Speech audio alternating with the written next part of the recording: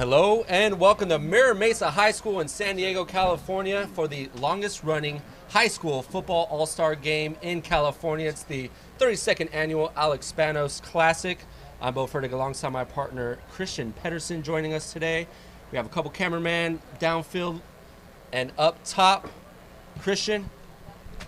What's good, Camera One? We're calling this one Camera One for today. Bo, thank you so much for having me in here. This is the first time for us. This is. I was looking forward to this that. is kind of like an all-star game. Our chemistry is going to be wonky and probably subpar and weird. The players out there, they've only had, about 8 to 10 days to fully bring this all together. The coaches have all sorts of new weapons that they never dreamt about having potentially on a team. So this is going to be fun for us, fun for them. We hope it's fun for you guys. Set this up a little bit. North, south. That's the dividing line. Right. But give the people a little bit of context for what they're about to watch. Well, North has dominated this contest for the past handful of years. They are big up front as always. They are big this year as well. They have the athletes on the side, and it looks like we will get started about 4:15. So we have about 10 minutes remaining. But it's really been the South being able to overcome the size of the North is what we ran into the past few years, and this year is nothing different. Well, I'm looking up and down these rosters, and every year this is a who's who of high school football, and you get to see a lot of great talent. You get to see a lot of diverse talent. What I always find just so crazy interesting about this is the styles of play. Is you could say something like, yeah, North always has big guys, South always has this kind of guys, but it's also sometimes you're like, that was a run-heavy running back all year, and now he's got to learn how to catch it out in the flats, and he's got to learn how to do it in 5 practices with a quarterback he's never thrown before. Or, that's a safety that was used to coverage, but this guy wants him to just blitz the living daylights out of a defense. So with so many of these new styles of football merging, I'm pumped to see who's going to be the first team to get a big swing in. Because I like what the South has this year. I know you're talking about the South. You were saying to me before the show started, the South has their work cut out for them. And that's always kind of true. But I kind of love Demarion Wright especially. I think that if Roderick Robinson's not going to be here playing in this game, Demarion is the best physical singular athlete of either one of these teams right now. So really looking forward to seeing if they can dial him up.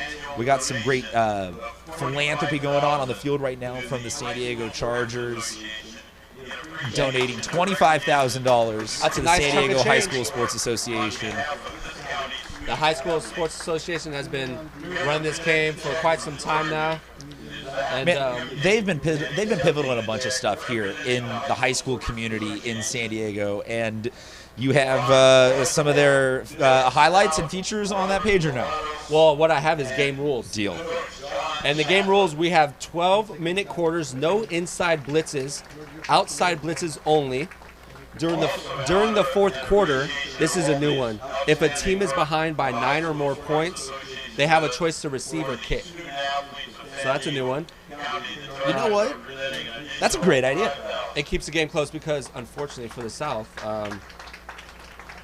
it's been tough for them for the past few years. So that check. Going to the high school, there's Gary Chapman down low along with the check presenter. And, let's talk some names, right? You mentioned Demarion Wright. He's a guy that carried the load, right? You talk about workhorses, but Mekhi Thompson is the epitome of workhorse, 248 carries in one season. I don't know if I've ever seen that in a season. 248 touches, that's, 25 touches a game? The recent record was Cale Patterson of Orange Glen, 380 in 2017. But most people, if you're getting over 200, your body has to be hurting by the end of the year. Mekhi Thompson had just over 1,700 rushing yards. Led the he's playing on his home field here today. Yeah, Mira Mesa had some huge opponents. Like, they played everybody big this year. They played Madison. They played Helix. They played a bunch of talent that maybe kept Mekhi's name, always in the. He took some, as a team, hard L's, and it can sometimes be hard to become a brand name player like that. But look down that line. You got Kyle Gordon from El Cajon Valley. He's another one on that south side. 166 carries. And in doing the homework for this game, I get what you're saying. North has the line. North has the size. North has the ability to dominate. South has the running back physically, the but backfield. the skill positions. Oh my goodness, they are there. Yeah, when you look at the backfield of the South, right, Demarion Wright, Mekhi Thompson, Noah Tuberville, who's that scat back out of Point Loma, had a big season for the Pointers. And for me, it's like, how do you get all these guys touches? I think that's the most difficult thing for a coach when you have so many stud athletes. Well, and it's always up to the coach a little bit, but to me, it's up to the players also of like, you got to fight over it. Yeah. You're probably, your first instinct is, no, like, this is great to be working with all these good guys, but I like it when it gets a little competitive amongst these, and you're like, ooh, man, I don't want to let that guy, my own teammate, outrush me in one of these games, and you get a little bit of that fire, and you get, hey, coach, put me back in. Hey, coach, put me back in. And this one could be pretty physical. Now, if you look here on our beautiful shot brought to you by camera number 2, I believe KB is operating camera 2. Now we go downfield. The helmets. They swap around stickers. They switch stickers. It's doesn't make it any cool. easier for us. We're going to call so many players by the wrong names and numbers because we will think get that out the way. Because look, there's an LCC helmet with a Mission Hills and a Poway sticker on it. I think I see a Bronco on there, maybe. I see an RB. Maranatha Christian is next to another Poway. Yeah. There's Ramona and Del Norte. Like, one says Seabad. I don't think that's what Carlsbad actually wore this year. It's great. I love that tradition, and I would love to have one of those helmets. Are you kidding me? That would be a great thing to end high school. And as they're how many more schools? Spout them off as you see them. Well, Carlsbad. Let's see. Did they wear those Seabad ones this year? Because I don't remember I don't think those. So. No. That looks like... I like Vista in the script print. Vista. The numbers, I believe, are Ramona kids. The Nighthawk of Del Norte, one of the more visible, notable ones. So we've talked about the skill positions. We've talked about the South a lot, but they're introducing the North right now. So, Bo, hit me with some guys on the North that the people need to know, because we got to get the fans educated on some of the numbers to follow along early in this Northern game. So really it comes down, we talked about the backfield of the South, which I think they have the better backfield in this game. Yes, sir. But the receiving core, I believe, goes to the North. When you talk about guys receiving core's big, though. They got to have a quarterback to get it there. So tell them about the receiving core, though. So Nolan Cummings, right? Yes. Led D1 in receptions. He's according to what the offensive coordinator told me from Del Norte, Coach Brewer, he said he's the smartest receiver we've ever had. Really, in any all-star game or any high school level, which is very important, obviously, because they're going to be having guys running all over the field. As far as, different positions. Absolutely. In this one, you're going to see a guy like a tight end like Brandon Tremmel lined up outside wide. And Coach Brewer said, listen, he's a 6'4" freak of an athlete. If they go one-on-one on the outside with him, we're throwing him the rock. That's what I'm saying. They got the weapons that they just normally dream of. So you like Nolan Cummings to be a heavy target for this North team, or at least a decoy for the offense to run through. Chris Williams is going to be that guy for the North. There's no question about it. Because of his ability out of the backfield, because of his ability receiving, you might even see a running back toss from him. He had over 500 yards on the season passing. This is a kid that had over 2,500 yards. Well, he's one of those kids that technically his position is athlete.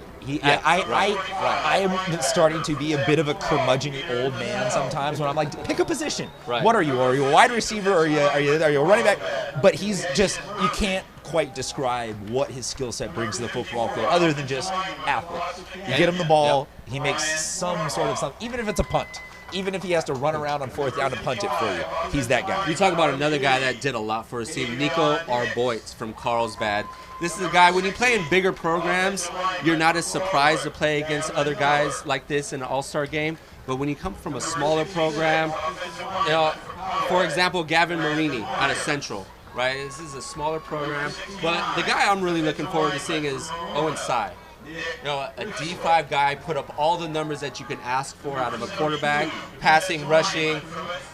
Talking to their head coach, Coach Novak, he said this guy just really made everyone better around him. So, as much as I want to see the big names like the Micah Thompson and Christopher Williams, I like the 0-6. I like the 0-size, where, you know, these guys played in smaller programs. Can they compete at a higher level? Well, you look at the other quarterback that North has in the back is Connor Underhill from Rancho Buena Vista. Yep. And RBV is Maranatha Christian 2 years forward. They were a very, very small, off-the-radar school. Underhill comes in, throws a bunch of touchdowns, gets them relevant again, moves them up a division or two. And I think that what we kind of saw this year was that he had the arm to get it there. He just needed a little bit more offensive line. He's got it now. Yeah. He's got offensive line. He's got no blitzes up the middle. He's got wide receivers to throw to everywhere. So this is ground and pound versus an air raid with a sneaky big tight end. And then mixing all in the middle is the fact that it's an all-star game, and so you're probably going to be calling more home run plays than you would. Let's hope so. Necessarily, like, 3-yard tackle traps. Tate Reed is another guy at El Camino that didn't get a lot of love. Just because he played in the Avocado League, played against great talent, so the stats really aren't going to pop out at you. But he led D1 in receptions. Just to bring everybody's attention onto the screen, South team is entering. There's Micah Thompson that we were talking about. Noah Tuberville. Looking up and down this, and like we mentioned, Modern Day Catholic, Lincoln, those players both not here. Granite Hills, those players are not here. Classical they would all be Academy, on the South team. Those would all be on the South team. So there might be a couple of teams this year getting represented in this game that you're like, well, we haven't seen an El Cajon Valley or something like that in here super recently, but it's really great. I'm, though, excited about seeing Mar Vista represented as heavily as they are in this game. Alec Wojcik's, I made a joke earlier in the season that he is he's the dog where the room's on fire and he's saying everything is fine meme, because he spent the whole season for D5 Mar Vista. They were playing like Morse and other like D2 and D3 schools, and he was just constantly having to run for his life.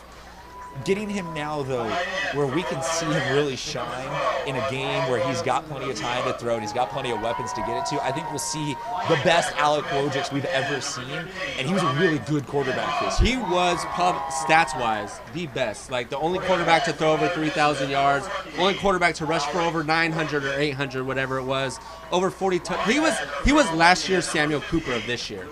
Like, Samuel Cooper last year had 50 touchdowns. He did it passing, rushing, did it every which way possible. And in this one, this year, it was Alex Wojcik out of Mar Vista. And a program that was limited on coaches, was limited on players, but he really made that team better. No, furthest Mar Vista's been in a while. Yeah, and I don't know how into the thickets and of all this we want to get, but they got somewhat handcuffed by their previous coaching staff, scheduling as aggressively as they did, and then not being there for a full season. Right. And the new, that's out of the frying pan into the fire. When you're not only taking over on a short off season, but you're taking over on a short off season to play up the whole year. So, Mar Vista was definitely in my team the overachiever of anybody in San Diego County football. I would agree. So it's great to see some of their players here. We were talking pregame, and I want to get you, though, on the record. Your choice jersey-wise, you agree with me, North, a little bit crisper, a little bit cleaner. Yeah, it's just a cleaner look. I think you hit it on the head where it's a little XFL-ish for the powder blues, but, the more I look at them from afar, the more I like them. So I might switch it up at the end of the game, too. Who knows? They're easier to read. The white letters on the dark blue is easier to read. I will say that for sure. You talk about bigger programs in this situation, and those are the guys that for a South team that need the leadership. Reggie Johnson, to me, almost seems like he would start the game. We didn't get starters for this game. The coaches kept that close to their chest. But because it doesn't matter as much in this as it does in because you could be like you're our starter and then halfway through the first drive, coach could get nervous and yank you and be like, "You'll be back when we're up 14." You were making a point though. I apologize for. Oh no, you. you're good. Reggie Johnson is that guy that has played against this type of talent for the past few years. He led Madison to another great season. A guy that doesn't turn the ball over, very smart with the ball, and he can sling it with the best of them. So. Well, and you this being an all-star game, it's also an exhibition, and it's also a chance to just celebrate these players and these kids. So you got to ask yourself, really, what is the coaching staff's game plan ultimately going to be? Even amount of playing time? Are we going for blood? Are we here to get a competitive, lead and then get some subs in? Are we doing it position by position? Do we have full ones and twos? It's always treated a little bit differently every year from coaching staff to coaching staff, but I am with you. I would start Reggie. I would start some of the bigger program players because if I was either one of these head coaches, I'd want to at least control the tempo. No matter how much this is going to end up being about the fun of the celebrating of the day and all that, I'd want to strike first. I'd want to set the precedent, set the tempo, and I'd want to force the other team to use that absurd new rule about being down 9 and having to choose to receive to open the fourth quarter. The one thing to also look, you have a quarterback, a running back, and a receiver from Morris, right? Logan, Mosty, and Wright. Do you play all those guys at the same time? I break them up just for the fun of it because... See, I almost do the opposite because the toughest thing to overcome in this game, as you mentioned before, was knowing who's going to be where at what time. And the communication between a quarterback and a receiver, you have to have time to balance that out. So then maybe I answer that in two parts. I want to see Reggie out there with DeMarion because I think that's a more threatening backfield. Is the threat of running to Reggie and I want to win. Right. We're going to take a brief moment of silence for the national anthem, unless our producing director Pablo Espinal tells us otherwise.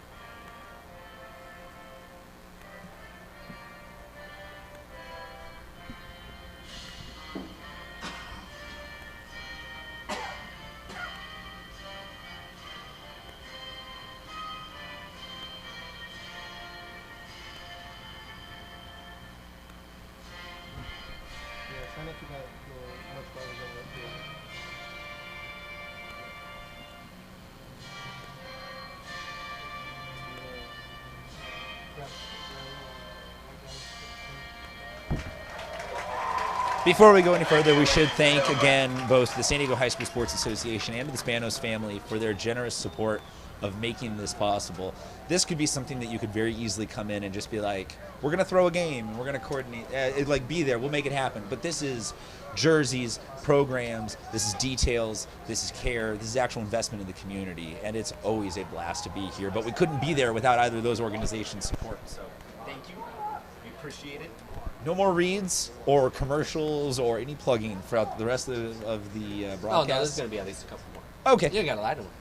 Hey, I'm not here to tell the people the truth. I'm here to excite. Pablo is looking around for a new... You want me to swap out mics?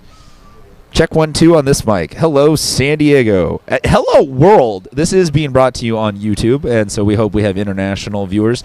Teams coming out now for the coin toss. Are you a heads or a tail, guys? Did you know DeMarion Wright was going to be a captain, or you just wanted to talk about him? I'm a big DeMarion Wright guy. Okay. I'm a big... I like that. D. Boomin and I go back. All right. And a guy I go back with, Christopher Williams. So Christopher Williams on the other side, and then it's Demarion Wright and Chase Lowry, who had a tremendous season. Not Lowry, Lowry. There's he got it to you. Yeah. What's that? Oh, he got it to you too. Yeah. He got to me through you, because I didn't know that.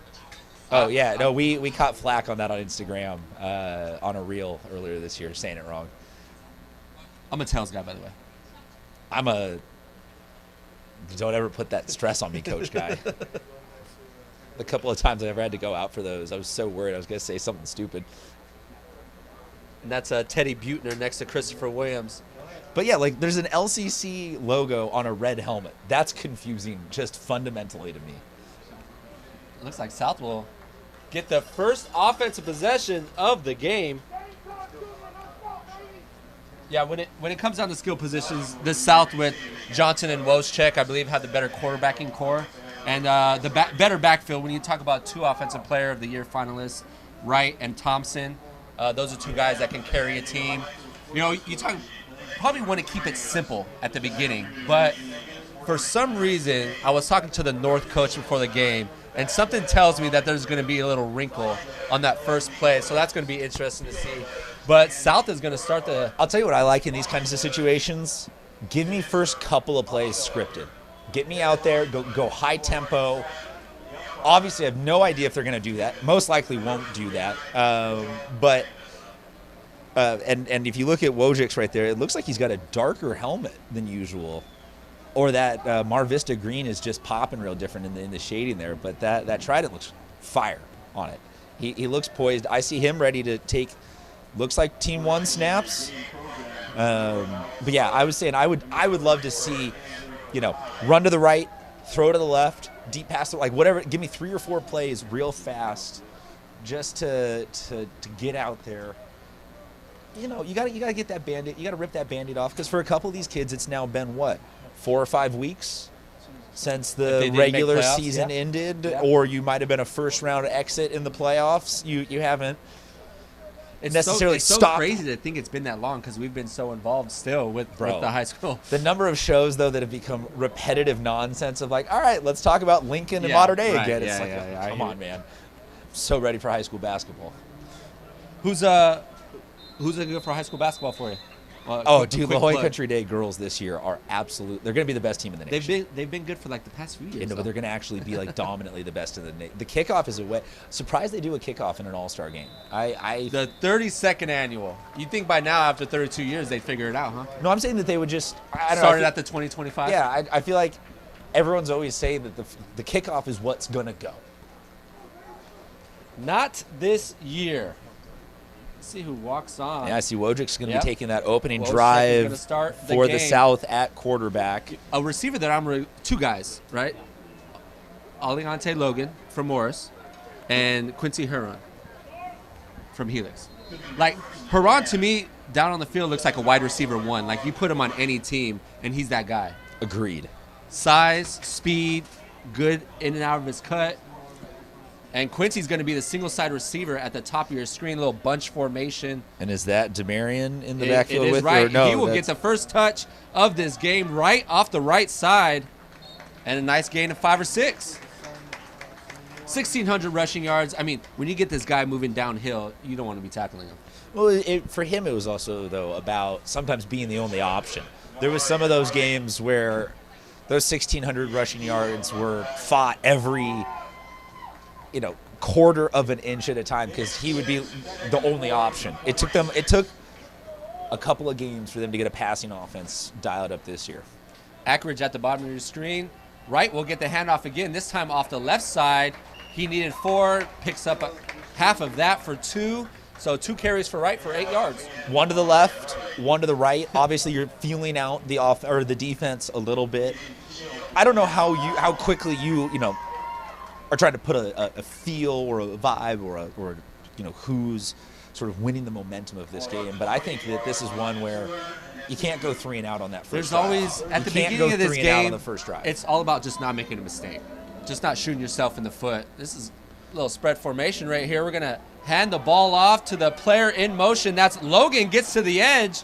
and picks up enough for a first down. He needed the 30 and got 7 more for an 8-yard, 9-yard gain. Does that count as a wrinkle or no, in your opinion? Or are we at the point where a wide receiver in motion handoff, it just is football? That jet motion is now football. 5-10 years ago, maybe not. Yeah. But nowadays, definitely so. So to me, now the big exhale has happened. You got the first down. Right. You're not going to punt right out the gate. You can sort of, if I'm the South offense, you can settle in now and say, all right, let's dig into that playbook a little bit. And a few or things we let's saw. just keep handing to Demarion Wright. Right, makes let that him first guy miss. Sidestep. Oh, my Woo! goodness. That was smooth. Do we have instant replay available yet? If so, Mr. Pablo Espinal, hit it. We don't. For the next one. Okay. I caught my producer off guard, just like Demarion caught the South linebackers dead on their heels on that one. Up front. Can I just say I'm down for nothing but Morse running. Okay. Oh, just go give me a whole drive of just Morse. The folks paid to see the whole team play. Why not just hand it to Demarion? Logan and Ackridge, your receivers to the right of Wojciech. Perron at the top of your screen. Wojciech looks right, has his receiver off the mark. Intended receiver was Chris Ackridge out of Mount Miguel. Mount Miguel had a nice season. You talk about players like Barton, who had over 2,000 yards passing, and Jeremiah Castillo, who was probably one of the more overlooked wide receivers in all the county as a junior, leading all receivers. But thankfully, though, junior, he's coming back for a great senior season. Mount Miguel and Coach Starr, they're lurking. They're in my lurking category. They're hanging out, ready to make a breakout year one of these next couple years. Through side receiver to left. Wojciech will look that way. He'll tuck and run and has a lot of green in front of him. He'll step out at the north 40. Now we go to the instant replay. Good coverage downfield. Nothing there. Tuck and run. Make it happen. See, and for running quarterbacks, this is what you want. Only 4 rushers. There's going to be some lanes to go through. And can I nitpick a little bit? Please.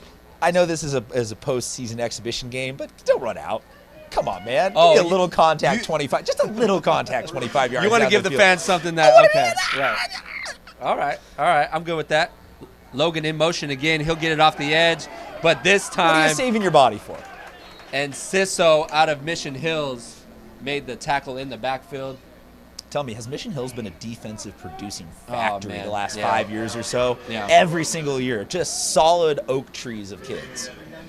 All right, so we're across into North Territory. This drive, so far, looking pretty good for the South. It's been simple. Handing the ball off, getting to the outside. Those guys here in we the go. middle. Look at this. We got a bunch formation over there. This camera angle, too. Right. This time, very little. Even though Wright has been that guy in between the tackles against a North team that has guys like Cassius Murphy up front from Carlsbad, this guy takes on 2 guys at once. I'm sure there's going to be a lot more runs outside of the tackles than there will be inside. We say that, but there's a broadcaster curse for everything, so this might turn into just tackle traps. All right, so from a bunch sort of trips formation now to 4 wide, I'm assuming this is going to be a passing down opportunity. 3rd and 5 or 6. Wojciech to the outside again. And then Ciso was under the receivers. They almost had him bracketed right there.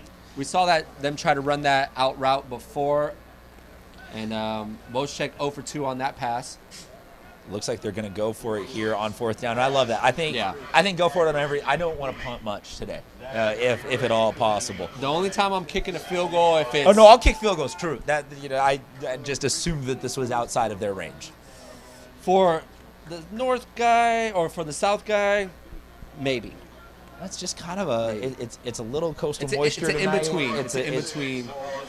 There's no wind tonight. Nothing supporting the ball to get an extra little foot or two. Wojciech can run, so I'd like to see a rollout here to the left or the right. Get him that opportunity to. That's going to do give a it quick to hit Demarion. Let's and go. Have your receivers block. Right come falls up a little forward. bit short though. He needed 7, got 5. I like the thought process though. Ultimately, the North isn't taking over in that great of field shape. They're going to be starting this drive on their own 32. They built some type of momentum on offense. that wasn't the worst offensive possession I've seen from an opening all-star game. So you're getting, is that Underhill? And we're getting Underhill. We're getting 4 or 5 tackles outside of the tackle box, and Underhill is going to take it himself for a 12-yard gain. Little anything you so can do, I look can at do these better. guards, the tackles. There's your trickery. Yeah.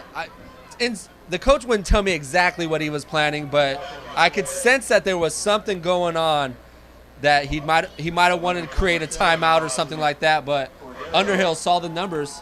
So now more of a basic formation we see at the high school level. It's going to be a quick hit. Christopher Williams on the near side has a couple blocks in front, gets past the first down marker. We're going to get an offensive bounds. holding, though, on that wide receiver blocking right there potentially. Looks like that was Fabian Enciso from Mission Hills on the block there. Let's see what the refs are going to call. Do we have refs mic'd up? Are we going to be able to hear them, or are we, as always, kind of waiting to interpret the... Well, I think you called it. That was a good call on your part. That will be a penalty. I knew nothing other than the guilty player look. When you throw your hands at me, you're like, oh, well. All right, so first drive in, we've now seen it is Alex Wojcik starting quarterback on the south. It's Connor Underhill starting on the north. We've already seen both quarterbacks run. It would seem. But Underhill's going to roll right. Ooh. Has a guy near the line of scrimmage. Underhill got hit on the throw, no call. Nice pressure right there by the north, or by the south, excuse me. Let's see right here. They could only rush 4. Great pursuit. But once that quarterback gets outside that tackle box, he's able to apply pressure. Well, I want to highlight Tyrion Washington, the outside rusher there from Hilltop. That's 2 plays in a row where he's blown up an outside tackle. And sometimes those linemen, you can't give them the right kind of love because, how does that go down on the stats? Right. It's sort of a pressure. It's sort of not. It's just a disruption. What a tackle. Look like that reminded me of an old Super Bowl tackle that we saw in '94 with the trip by the kicker. Landon Bailey from Santana, probably not even alive in '94, but he's still coming down with the tackle all on the Super Bowl. Did I see a leg right there, or was that just so creative? I think that was a leg and an arm side reaching out. Yeah, it was very, very well done by Bailey, because if he would have got by that first group of tacklers, Tuberville had some space out in front. 3rd down and 17, though. I'm assuming obvious passing down. Single high safety here, though, for the South. I don't know if they would think about maybe dropping some extra guys into coverage. That's not going to do it for the North. They're going to come up and with about a 4th and 11 now after that completion. Chris Williams on the reception was tackled just short. Nice tackle in the open field by Khalil Gordon. And I'll stand by what I say. They should not be punting right now. This is an exhibition, one-time game. Why not air it out and trust your defense? Well, I think to that, because the coach wants to win, and giving up the ball in plus territory, I don't think is something they want to do. And when you have a punter that can boot it like that, brought in at the 18, tries to make a move, but unable to. The beautiful punt by Mateen Baglani out of Del Norte. It's a 50-yard boom. Looked like Gordon on the return right there. Made that first guy miss, but he had a group of guys he had to get around. Was unable to. Ran out of real estate. Halfway through the first quarter, this will be the North's. All right, here we go. Reggie Johnson offense is going to take this drive as the quarterback. Reggie played for Madison. They were an open division final or a semifinalist team this year, so it's going to be a lot of fun now to watch a D1 open division quarterback running this offense. Benton in motion. Johnson looks over the top and has thrown that one into double coverage. His timing was rushed just a little bit. That's what I was saying about those defensive linemen. When they get in the backfield and get that pressure, they can cause disruptions. You'll see right here up the middle. They get there's just a hair of an early release there, and he doesn't throw it with enough confidence. Seth Shaw, the safety out of Imperial, was their leading back for the past few years, but he also went both ways and was their star safety, and Shaw gets the first turnover of the game. Underhill back out at quarterback for the North. My goodness. And Underhill will keep it. Gets past the 40 and gets tackled inside the 40, call it the 37. Can I throw a shout out to Derek McClintock from Vista for absorbing that block like a champ? You could hear the pads popping all the way up here. That's what I like. He took the quarterback out of the play. play. Sell the fake. Sell it. Too many times, that's why these plays don't get the traction that they need. You don't sell the fake. You have to sell out. It takes a half second to sell, but it can that half second of that DN buying in to hit that running back got an 8-yard gain. Xavier Rodriguez on the tackle brings up a 2nd and 2. This will be McClintock again from Vista. No fake this time from him. McClintock, excuse me. So we had two. Who cares? We had 3 receivers. Rath backed out. Then Santiago Salas didn't make it to the first couple practices. We'll see a bit of Noah Snyder, but Derek McClintock, career-wise, over 3 years, over 2,000 rushing yards. So this guy can carry the tote. Yeah, Vista really, that's been their identity for as long as I can remember. They've been a rushing team that they build from there. It's kind of weird if Vista and an RBV kid in the backfield getting along together. You'd assume that those two would. Underhill. The little Tebow jump pass. Tremble out of Poway gets inside the 20. And another first down for the North. Can't say enough about what Kyle Williams did this year as the head coach for Poway. Coach of the year? I mean, just a huge shout out for them making it to Open Division and not backing down from Open Division. Right. And I did not see a single complaint on Twitter or anything, no whispers of them being unhappy with being forced into that situation. First red zone trip of the day here comes from the North. They're moving along now quite nicely. McClintock is going to stay in the backfield with Underhill. 2 receivers to the left, Coach to the sticking right. to his guns here early on. No changes really for that offense. Underhill will look left. Clean pocket. Then over the middle. Whew, a little too much mustard on that one. Had Fromm up the seam, but yeah, threw that one right through the hands of Fromm. That's something you're going to see from these quarterbacks. The juices are flowing a little extra, I'm sure. Both of the Wojcic's passes on that first drive definitely just reeked if he put a little too much on. He was a little overthrowing it.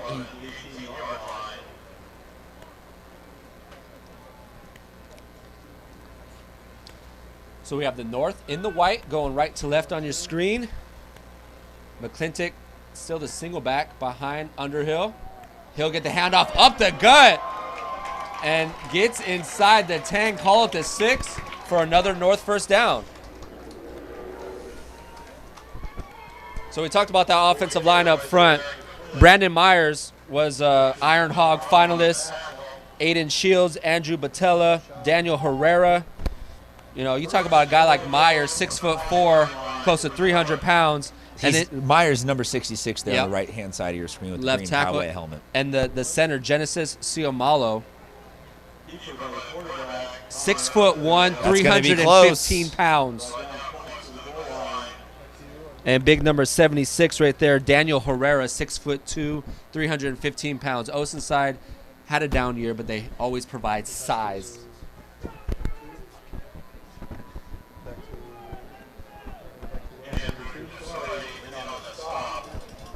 So ball lies at the 1. You look at that size right there, and that's exactly what Bo was talking about pregame. That's a great shot from camera number 3 down there on the field. Good job, Tim Gahn. But, yeah, that's exactly what Bo was talking about. That's the front push that this offense is going to have, not just historically out through this rivalry, but tonight as well. Yeah, 2 guys over 315. Then you have Tremble as the wing back. He's going to take the snap.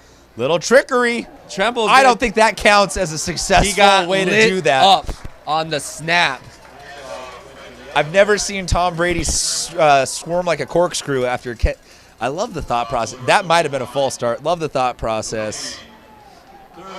Who got there first? Give that looked like chance, that Coach. looked like Puka Noah that got there first. Ezreal out of Helix.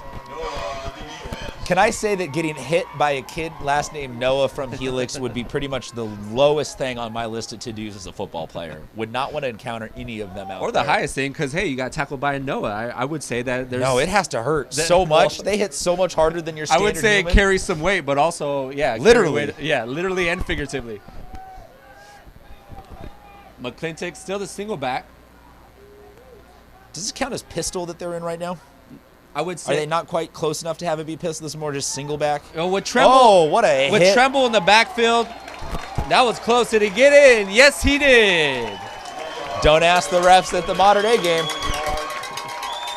That's Tremble's in the backfield right there as a wingbacks. Usually you'd see him a little closer in a pistol formation, but.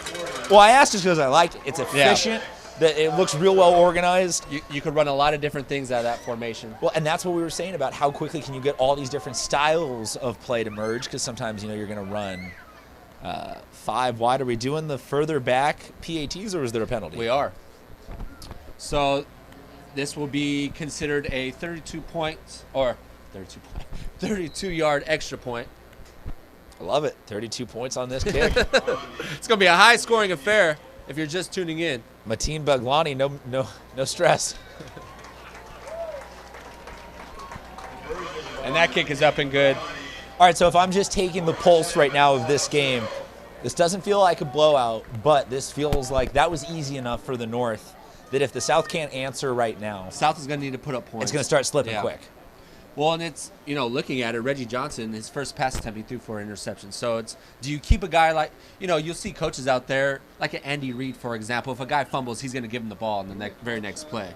Do you play that, or do you say, hey? Oh, man, I love what you're asking me there. I assume that Reggie has the mental fortitude and confidence. I would think so. To survive. I'm looking up and down the sidelines to see who looks more like they're, gripping a ball, ready to go. I don't see Wojcik necessarily looking like he's, going to be running back out there. I'm looking for Reggie right now. So Seth Shaw started that offensive touchdown with an interception in plus territory. In his career, he had over 1,000 rushing yards and 21 touchdowns as a running back. So the athleticism. This is Thompson near the goal line, gets close to the 25 and will be chased out of bounds by, it looks like, number 23, Jacob Sisson. Sisson, another one of those Carlsbad players that, you got to just assume that you're leaning on them heavily as a North team. They made it to the Open Division Championship for a second year in a row. They were fantastic on both sides of the ball. They have to be your bedrock if you're out there. You're finally saying to yourself, as a Poway player or something, glad they're on our team. Yeah, right. Brian Butler also on the edge, talking to a couple of players before the game, and he said he can lay the lumber with the best of them. They're going with Reggie again here. I like this. Trips left, it looks like. Another bunch formation. Little bunch formation. What do we got here on the penalty? Got a little false start, little illegal formation maybe. Ooh, encroachment.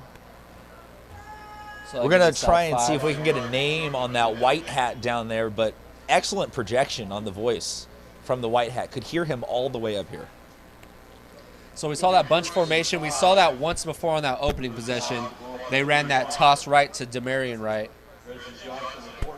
Johnson stays in. Do you go back and redraw the play after an encroachment or something like that? In this situation, yeah. In this situation. And so another bunch, another toss. This is Makai Thompson. Tries to get to the edge, but great pursuit by that defense. Once again, it was those Mission Hills guys. Oh, that was Seth Shaw, actually, that led the way right there. I saw the red helmet. It's confusing, man. It's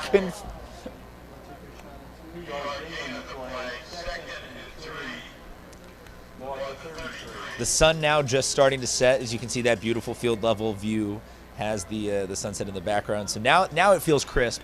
Now it feels cool. Now it feels like a Friday night, even on a Saturday. This is what we came here for. Thompson again has a lane off the right side and a beautiful open field tackle right there. But he's got a first down, and that's big for this South team. They didn't get the intercept. They didn't, they're bouncing back from that interception. Well, and it's Seth Shaw again on the tackle. He's everywhere. So the interception and back-to-back tackles for Shaw, getting his nose dirty early.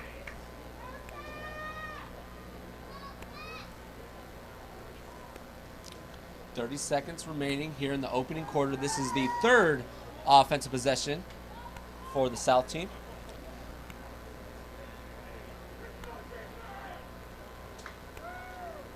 Johnson will hand it off to Thompson again off the left side. gets by that first defender, gets into North territory, and is knocked out at the 40. It would seem that the South is going with the chip away at it mentality. Just keep doing what we know and what we learned in practice. If you saw between the tackles, too, those 3 guards, or the 3 nose guards, D linemen up front, had that blown up in the backfield. In this game, you got to get to the edge if you're the South. And you saw that right there by Thompson. Thompson definitely has the wheels to get by that one defender like he showed right there. What is going on with Chris Akeridge's helmet? What is that stripe that he's got through there? That is cool as hell. I want to know what the story is behind that. He's got a kind of like diagonal, looks like a blue and white stripe. I'll have to go down to the second half and get the story myself. You will be down there getting some player interviews. This is Akeridge at the bottom of your screen. That's Montgomery's wide receiver, Jordan Benton, on the handoff. He gets his first touch. Benton, if I remember correctly, had the game-winning catch for Montgomery week 1 of the season. They had their third-string quarterback end up coming in, throwing a couple of games for them. So whenever you're down that deep on the depth chart, you got to rely on your wide receivers to be the ones that come down with the balls that maybe aren't perfectly placed anymore. Yeah. So you got to give a lot of credit to Benton. Yeah, Benton was that guy that led the team. 30 receptions, 354 yards, and 4 touchdowns. He had career 900 receiving yards, and for a team that likes to run the ball, a program that likes to run the ball, that says a lot about Benton. I also call me just an absolute anarchist. I don't love numbers, total production-wise, for receivers being just boiled down to yardage, because that's a lot about scheme. Right. You could be a great receiver, but if your team only likes running 3-yard slants, you're not really setting yourself up for a 1,000-yard type season. The way where if you're running the ball, your ultimate goal is a home run every single one of those runs. So sometimes you're looking at more receptions. I'm looking at receptions, maybe receptions per grab in relation to touchdowns. Yeah. In relation to just how high was your reception percent. Like receiver, it can be hard sometimes to minimalize it down. Right. Because on the flip side, if you have someone like a Jack Tuttle or one of any child with the last name Sayin, that they have no problem getting the ball downfield to you 40 yards. This is Benton again in motion. They'll fake it to him, hand it off to Thompson up the middle, and that is not there. Well, that's kind of the opposite of what you were saying, where they need to get to the edge. That was them going up the middle. So kind of an interesting decision there to open up the quarter with a double, or a little bit of a double look, sort of fake RPO up the middle. Coach, and there's a remote product right there, Nicholas Driscoll. Are you joining us for the second quarter? Yes, we definitely do. Always. Actually, I would love to hear you and Coach together. Yeah. I'll always talk to Coach. No. You wait, Pablo, is this? Yeah, this is all, Coach. We got 3-on-3 for Coach.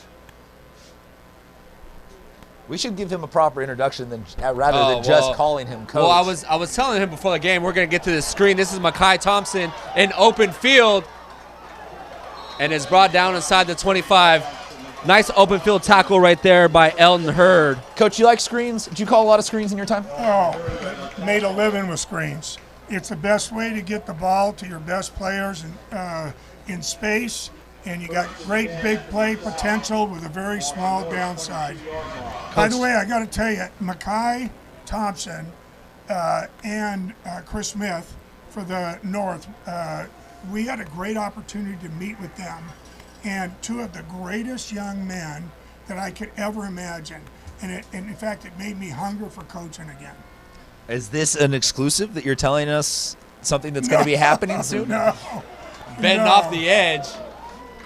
Has some space. Looks like he'll get near the first down marker for a pickup of 10.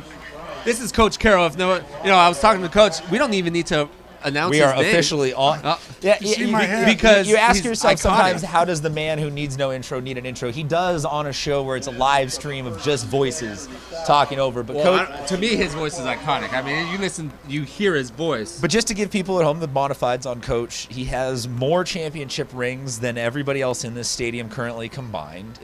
You were the Oceanside head coach from 1989 to 2014 for 26 years. 26 years. I was going to give you around 25 just for math's sake, but 26 years at Oceanside. You are now with the San Diego High School Sports Association, doing a lot of goodwill ambassador work with them. Thank you guys so much for putting on this game tonight. Yeah, it's such a great group. I mean, we do so many things. We work Scholar Athlete Breakfast. We do CIF Champion Awards for coaches.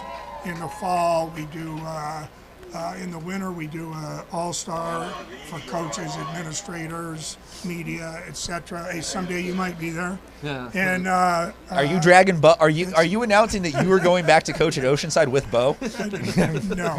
Is that what we're getting out of this conversation? But if Bo's there, I'll happily clap for him. All right. I like to hear that. This is Thompson. Gets a couple yards. What do you enjoy most about this game, Coach? You know, it's just what I was talking about with those two kids. You wind up practicing with and meeting guys that you played against. You don't know them at all. You probably have a dislike for them. Some of them might even be rivals, and all of a sudden, within a few days, Your besties. you're besties, Yeah. you're best friends. Or at the very worst, you have to trust him. You have to trust that he'll block that backside gap for you or something like that. And you know what? We coached it. My staff coached it in 1995. And the guys, in fact, one of them that was on the team is Tristan McCoy, the head coach at Rancho Bernardo. Right. Guys never forget, and they create friendships that are going to last for a heck of a long Tutty. time. It looked good initially, but Why do you once cut again, it? great Coach, pursuit. can I tell you, and I don't know if this is one of your top 5 gripes with football players, but I would hope it is, not going just straight upfield. Not getting the ball and immediately just going up. The little shuffle left and right, does that make your top 5 biggest gripes as a coach? You know, Because it's my number one that bugs me in terms of watching high school football. It depends on the play. It depends on the play. If you're looking at the zone game, there is going to be a slight hesitation. You see it in the NFL now. You see it in major college. That little slide, they push a certain gap depending on the defensive alignment, and then they start eyeballing. And if they don't see daylight at that first attack, then they're going to start trying to find that running room. Right. So for that play, there is a reason for the shuffle. The rest of it needs to be downhill. They're almost trying to set up the block in order to get to the outside. Correct. 7.5 and counting. Did they draw the? Oh no, they're calling the timeout. Did you coach in this game? I did. Yeah, you say 95. Yep. 1995, and it was a blast. You know, it's a lot of work. It's outside of the season, but when we switched the game from the summer to now, I think we're getting more players, because a lot of the guys now in the summer, they're gone. Right. If you're a senior, you're off. So to it was in the college. summer back when you coached it? Yes. But it was different back then. Guys didn't leave at that time to go to college. They didn't go to college till the fall. Yeah, there wasn't this So, the camp tours also for the undergraduate, underclassmen. So it was just a different world back then. But right now, this is the right time, the right place. Unfortunately, we're scheduled, opposite 4 local teams that are playing for state championships, and Which is a 3 of good them, thing. Yeah. 3 of them have already won it. Yeah. Representing San Diego extremely well. So that is a good thing. But it means that, unfortunately, kids that want to play in the game aren't able to. Right. Well, it gives other opportunities To other guys. Yeah, they got to play some football that was Yeah. I think, a lifelong memory of their own. This I don't weekend. think they would trade it, but you're right. They're not being here opened up a spot for kids that wouldn't have been here otherwise. Yeah, a really diverse group. This feels like maybe there's some schools represented this year that haven't been quite as represented in the last couple of years. So whoever did the selection committee process, kudos to you guys. Well, it's really. Oh, he's there open. you go. There you go. Quincy Heron out of Helix gets the South on the board. That is Nice world play. peace right there. Madison throwing a touchdown to Helix. There you go. You can just That see is a drag right here. Somewhere Rick Jackson is a little upset that Reggie threw that ball. No, we're all brothers. We're all brothers. When we're not playing against each other on Friday night, we are all brothers. And that's kind of how the sense that I get out of the Twitter world. I'm just the making a close joke high singly for school Rick. community. Whether or not he was listening, I don't know. I'm just making a joke for Rick. When it comes We'll down to pass this it point on. of the season, yeah, it's all San Diego. Yep. During the regular season, it's everyone for themselves. Exactly. But when it What comes is the down to this physical? point- Is there a set determining line north and south? Is it the 52 freeway? Is there, or is it kind of a little bit of a permeous gray zone? There's a little gray zone, but we do try to make the 52 as much as we possibly can. But we try to balance up the teams. Right. He did. Well, I'll tell you what, these kickers, very impressive. Very impressive. I'm impressed with both of these teams. The kids are here to play. They're here to fight to win. They're enjoying the competition and the experience. And right now you got a quality football game. Well, and really what we've seen offensively has been more or less moving the ball with ease. A couple of quarterbacks maybe throwing the ball a little bit too giddy the first time they're releasing it.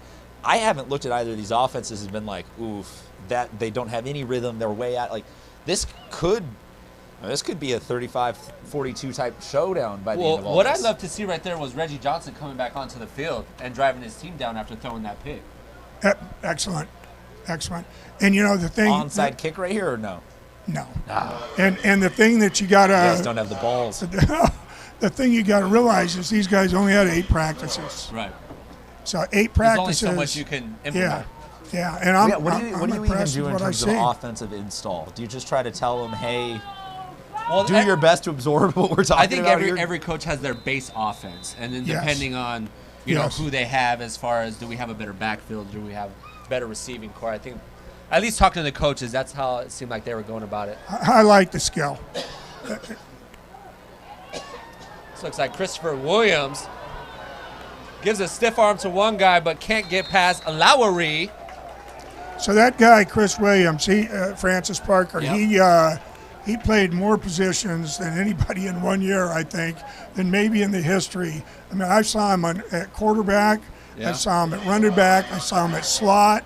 I saw him playing the corner, and he was a kick returner, kicker. Man, that guy did everything. Tri-sport athlete. Did he have a 7 touchdown game weeks 1 or 2 or something It like was that? that first week that Right, kind of first put him week? on the map. Yeah. Yeah. He led the county in with 204 points. 35 or so of those came from the field goal. We got a new quarterback out there for the North squad on this drive. We are getting our first look at. And that's an interception by the South. Inside the 30, and he'll return it to the 20. Well, that was Owen Tsai, as you were saying you wanted to see him. You've seen him now. I'd like to see more of them. But Well, let's hope we will. But yeah, huge credit to the pass defense over the here. middle, and he just read that like a book, didn't he? I can't read, so I wouldn't. That was Austin Cordero. Yeah, a quarterback's eyes can really give away where that ball's going to go. Well, and that more so in one of these games, I would assume, because you don't want to necessarily look off a receiver that you don't Right. have that Yep. sort of timing and vibe with. It's got to be simplified. All right, so for the South, is that Wojcik's back out there? Along with Gordon, it Kyle looks like. Gordon, that is what I want to see. One-on-one at the bottom of your screen. They're going to go back to Quincy. Give him that. Oh. Give him that. Oh, give me that instant replay. Give me that instant replay. We're going to see it right here, Coach. So one-on-one, I love this matchup right here. One-on-one with Quincy's always good with me. Ooh, yeah, no, I think his foot was He's first. out. His first foot was out. Yeah, Great he's job by out. the corner, though, and kind of using his hip to push the receiver out of bounds. He did. He widened him. The only place a quarterback could throw the ball was to the backside. If only they'd push Jerry McClure an inch further, man. Yeah, that was He was in. I was there. that I was 4 one feet of away those from catches it, but- that will go down I'm for. glad he's going to UCLA, Yeah. baby. Yeah. Let's go. All right, so Wojcik's taking a home run shot there. I love it. I feel like the South is answering. Their defense just picked up a little momentum for him. Let's get Kyle Gordon there. This is Gordon. Has a seam off the left side. Gets Yep. by 2 defenders. Yep. Keeps his Yep. feet moving. Yep. The That's a Division tight. 5 That's 7. running back shows you he can play football. Yeah, that look. When we get a chance to come back from this, Let's see. 1, 2, 3, 4, 5. he was holding the 6, defender's 7. hand. Look, can we cut to camera 1 here, please? Just camera 1 here. Look.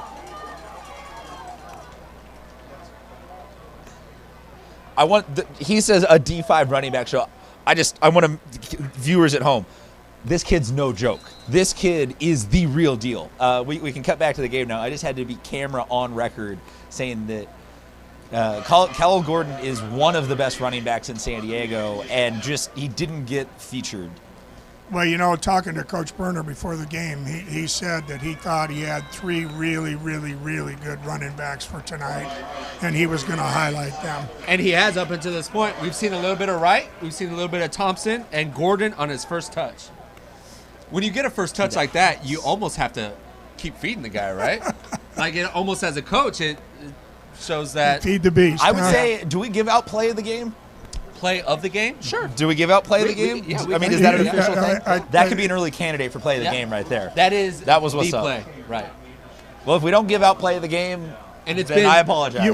You can give it out if you want to give it out. Then I will clip that on Twitter and I will put that out as my own play of the game. It has been 2 turnovers as well to lead the touchdowns, so that's kind of interesting as well. And both leading into plus territory, close, and 14-7 South Nope, with the 13-7. Missed that. He pooched that sure kick. did. Now, we do give out player of the game Yes. for each of the teams, Yeah, and that'll well, be announced at the end of the I don't game. know enough about football to diagnose that. Just ask Twitter. Well, I'd say According to social media, I rank last in terms of people that know anything about high school football. I would say Gordon is the early candidate. And this a line drive kick. He also looks good with the no sleeves, no gloves, no nothing. Just the old school yeah. running. The only thing he's missing is like the taped fingers, just at the knuckles. Or maybe a tape on the face mask. Now, I don't know if you guys talked about it, but you look at these uniforms, like, that's cool. We were saying which one do you like most? Yeah. You know, right now I'm liking the blue.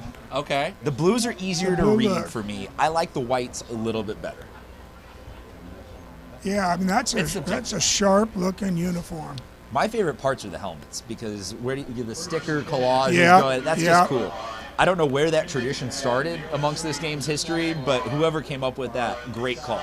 And literally, that's what we were talking about before, where that's the best friends. You know, you go from not knowing each other to all of a sudden, after practicing 8 days, you're tight, and you're swapping each other's decals. Oh, I was saying I would have. I mean, granted, I don't know how many kids really walk away from high school with their helmet, but if I had a chance to come away with a helmet that had more than just my Viking horns on it, I'd have loved that. Well, and that one huge stick mark that Tyler Gaffney put on me. Those are the school's helmets, so I don't think they'd appreciate that. But yeah, the kids use their gear from their high schools, and then the jerseys and all the swag, the hats. Well, it's just a ton of stuff that you guys end up giving to these kids. Giving. Yeah. None of these kids have to pay for any of this. Nobody pays anything. Is a huge part of the charity aspect that we were saying at the beginning. We saw the gracious check that the Spanos family is Looks like giving. Jason Watson's going to take a jersey home after ripping the bottom. And taking a little souvenir. He said, "I want a little bit of that blue color." Well, they do take the jerseys home. Those are theirs. And Solis will be coming back with 5-6 of his jerseys after Jace Watson up front with the tackle. This is a big play here for Owen Say at quarterback. Got to get this conversion right here. Got to get them across midfield. By the way, you talked about name corrections. It's Cy. Cy, from apologize. Dad. No, it's okay. His dad got at me. It's going through me to you. And this one bounced off the tackle. Salas keeps his feet moving, but the South rallies to the ball.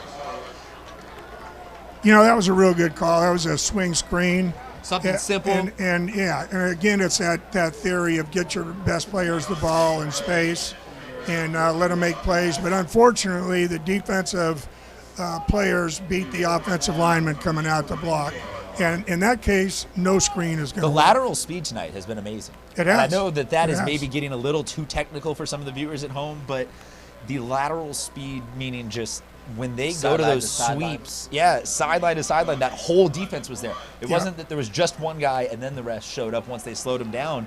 A lot of these sweeps and out routes are being met with 3 or 4 opposing jerseys. Well, I think you're seeing guys that are playing the way they would play during the high school season. You're not seeing any dogs. You're not seeing anybody, the ball's away from me, so I'm going to take the play off. Now, this is not the NFL Pro Bowl. You are not seeing largely irrelevant football. This is competitive and fun football. Yes. So this is going to be the furthest back that the South has started a drive in a minute. I think that if we're looking at the clock right now, about 4.5 minutes to go, this to me could be drive of the game. You go down, you put a touchdown in, you're up 2 at the half.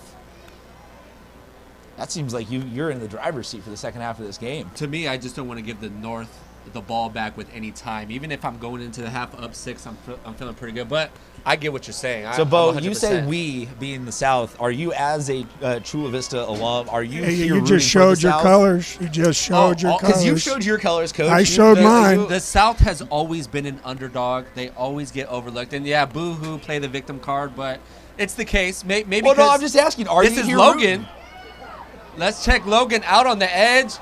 Made that first guy miss. But then that's that speed. That's that lateral speed. There's 3 other white jerseys there. Hey, that was a little wrinkle. You had a nice little reverse there. Coach, we can't let Bo get off without with denying his fandom. Yes. Are you here, No, Bo, to root for the South? I love them all. Ah, come on. I now. love them all, but I'm a South Bay guy till I die. Yeah. Looking for a great game. So I like that run because it got the clock moving, but he ran out of bounds, so he stopped the clock. So clock is at 4:15. I got to hand the ball off. This is Turbeville out of Point Loma. And, man, for them to go from 2 years ago as a school backing out, not backing, I don't know what you want to say. It was a tough situation. They pulled the ripcord on the season early. A lot of flack, a lot of internal problems. Also, a lot of kids saying, hey, I don't want to play at this program anymore. 2 years later, they're in a championship game. Man, that's a huge coaching turnaround. Coach Allen, he was at Bishop's for some time. You know, when I think of, like, the great offensive minds like Coach Wessling, Allen, those guys that really stand out. Yeah, he's done a phenomenal job. Danny Mitchell. He did a great job at Bishop's, and he's no surprise he's doing the same thing. Yeah. 3rd and long. He's Pass open. near side. Still just a little bit too much on it. Just sailed it over his intended receiver. And that's got to be frustrating as a quarterback because that's one where you're looking at yourself going, man, I know I just, man, yeah. Well, I sure don't blame him for playing the game with 4 minutes to go. You know, you want to put it, 7 points is not secure. No lead is safe. So you got to play the game. Don't worry about that. That's literally with a minute to go and a half or with 4 minutes to go and you got the lead at the end of a game. You go into your 4-minute offense. Williams with his heels at about the north 40. Look to return this kick. Kicking it for the South is Tyler Haley out of West Hills.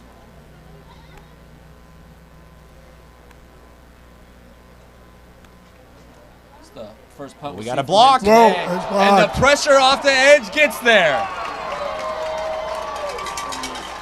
Number 28, Let's go to that Brandon replay. Worsley out of Mission Hills. Let's see if he might have come in completely unblocked on that outside. I just think that there are a couple of missed assignments. Untouched. Washington, who was on that end, came in late. He came in late to the play, so I'm curious if there was a miscommunication breakdown there for the South just in terms of assignments and gaps. And Well, 99.9% of the time in all-star games, and that's true of this one, is in your kicking game you have rules where you don't rush. Right. Because of that reason. But these two coaches did not want those rules. They wanted to go ahead and play live on extra points, the field goals, and the punts. And, of course, one of the coaches is wishing he didn't do that right now. well, a huge swing potentially here as the North could take the lead back before the half closes. And we're looking at points off of turnover again. This is Noah Snyder, 1,000-yard rusher out of San Pasquale, has probably one of the best stashes in all of high school football. I don't know if you've got a peep at his stash, but he has one of the best there is. I can't grow it like that, unfortunately. If I could, I'd probably rock it like Noah. He's going to stay in the backfield as a single back running back. Our Boyd is your receiver at the bottom of your screen. He has size. Look for the jump ball there. Tremble in motion. Tremble's out in the flats. Gets upfield, but the nice open field tackle right there. Tremble out of Poway. Coming up on the 2-minute mark. So they need to go ahead right now in the North and use a little bit of the clock. Yeah, and if I was the South, maybe I'm calling a timeout just to keep a little clock. I agree. They got to see what happens after this play. Yep, 3rd and short. They can still pick up a first down. Ball lies at the 6. First down marker is at the 5. This is Sy. Hand it off to Snyder up the middle. He needed 1, and it looks like he got 2. Got it, yeah. Behind the big line of Myers, Shields, Herrera, Siamalo. He was right behind Siamalo, 315-pound center. That's a big dude. Yeah. Did you stand next to him? I did stand next to him, and he's the biggest guy on that team, other than maybe the Oceanside guy, Herrera. Stands a little bit taller than him, but they're both mammoths up front. First and goal. North looking to tie or take the lead. This is Snyder, and Snyder gets in easily for a North touchdown. Look at that sunset right there, too. It's turned out to be a beautiful evening for football. Huge thanks to Cali Photo Sports Network for their help getting this all set up in terms of the broadcast. You can see right here, that pulling guard right there. Turn up and get a hit. Kavion Lead the way. Hicks out of RBV. Open up a few holes for Trapazzo out there. And Connor Underhill, as we've seen. You know, it's too bad that the camera is obviously on the press box side. The fans at home can't see it, but the stands are full here on the home side. Missed it. We have a tie ball game. I wouldn't want it any differently.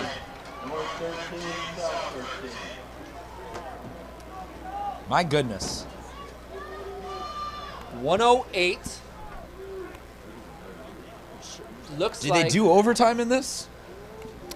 You know, we've never had that, to my knowledge, as long as I've been I would around. love to see a 25 in, just like they play it in college. See what happens. That is high school overtime now.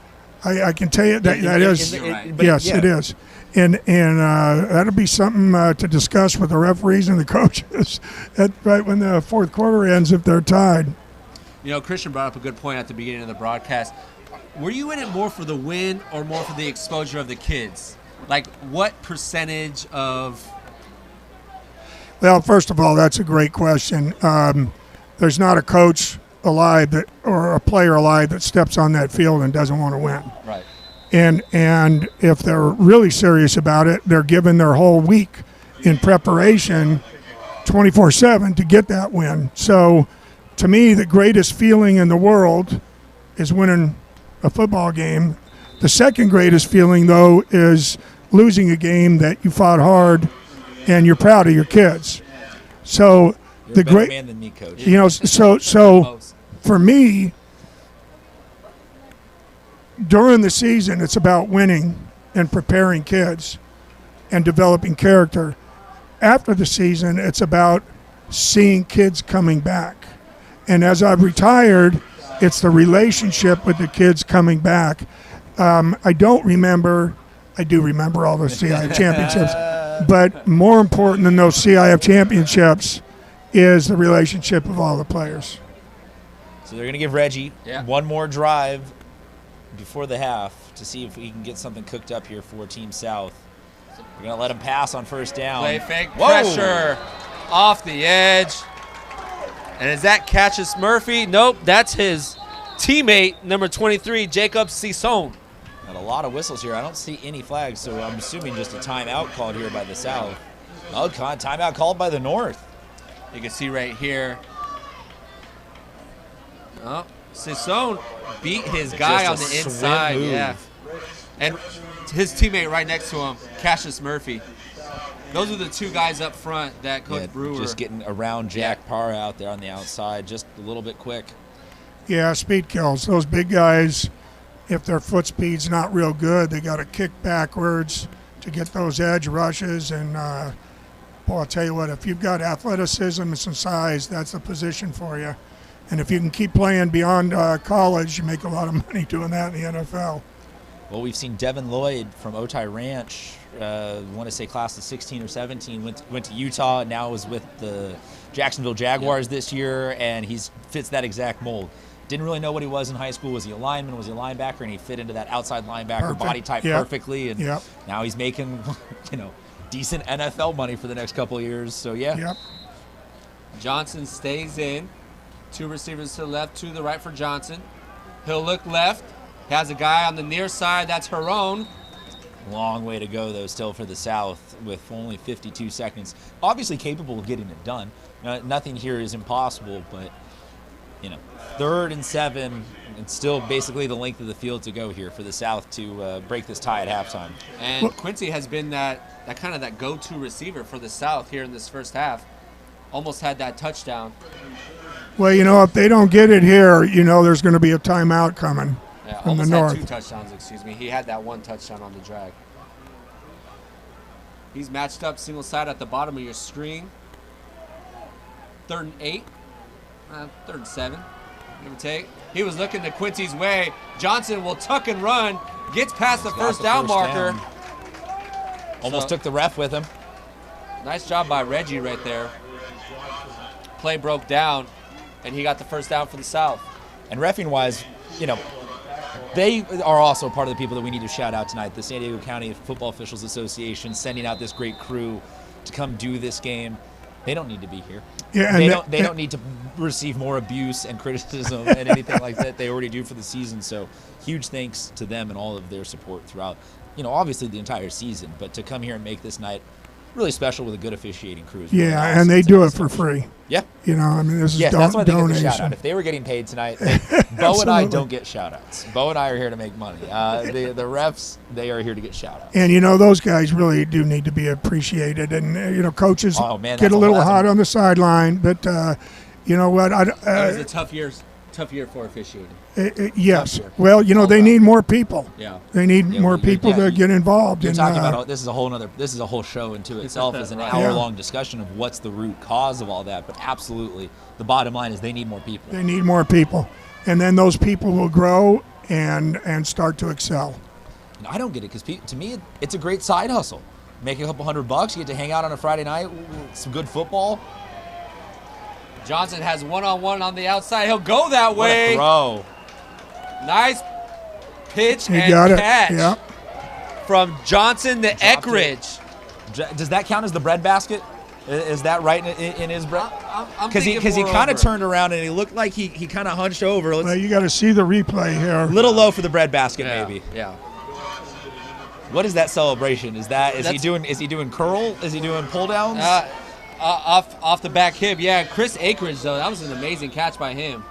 He got out of bounds. The clock stopped, but the South will still call a timeout. Because why not? I would. Well, if you got them, use them. Save it. You can't take it with you. There's 17 seconds, so that I don't know if that's their second or third, but I hope it's their second. Yeah, because if that was their third, it says 2 left up on the scoreboard, so I'm going to go with that was their second. Yeah. Because if that was their last, that cuts off the middle of the field for them. And this again makes me feel like Bo is auditioning for a coaching job. Yeah, he could be. He could be. Bo, where would you like to wind up of all the coaching vacancies? What to you is the same question to you too, Coach. What's the most tantalizing vacancy right now in terms of high school jobs? Come on now. Well, there's one school that I love above all other schools. Oceanside is a reconstruction project, though. It's a reconstruction project.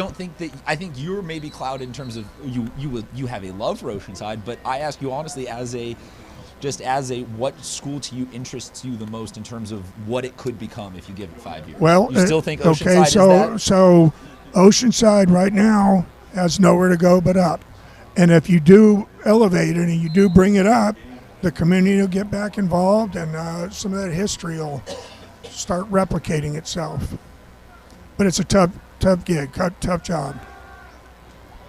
Johnson will step up, tuck, and run. Almost takes a ref with him again. And he does. So if they still have a timeout, he saved a timeout as long as they can get it done with a play for about 7 or 8 seconds, leave 1 second on the clock. I wonder, the last couple runs like that, is that the byproduct of them not being able to rush as effectively They up the middle? They brought an extra guy, but yeah, he had to come off the edge. So yes, you're 100. So credit to Reggie. Credit to Reggie for knowing how to play the game correctly. When you're only bringing 4 or 5, there's going to be a lane up front, and Reggie Johnson is taking advantage of that right now. 9 seconds. I couldn't tell if they were playing man, but if they're playing man, It's easier. it's a lot easier for a quarterback to, if he can escape, he's got a lot more room to run. What is the easiest to install for a team like this? Is just a nice little zone defense with occasional man? Do you go man primary? Like, what's the first thing? A little bit of man. Personally, I like to see man because they're one-on-one. Like, let's get our best wide receiver and our best corner, and let's shape them up. And I'm seeing a lot of two high quarters coverage. Yeah. Like right now, you're looking at quarters coverage. Because you can make a ton of most of the common football fan will understand the difficulties for an offense. That guy has to run X amount of yards and turn left. But sometimes for a cornerback, it's about knowing that your linebacker is 8 yards to your left or whatever and has that flat. Like, there is still that unspoken, non-verbal communication that you need with your team. So you're saying man is what you guys would like primarily as your first day. That's what you're teaching your defense in a game like I this. would do the quarters coverage and play cover 2 with it. But every now and then, I'm going to want to bring more guys, and you can either play man or you do the fire blitzes, fire zones, and you rush 5 and play 3-3, basically. Yeah, I was saying the defense I would like to see in this one is just the man-to-man, just because they, it's mono, best of the best, and we've seen that multiple times. Whenever you have help over the top, it takes away from the corner.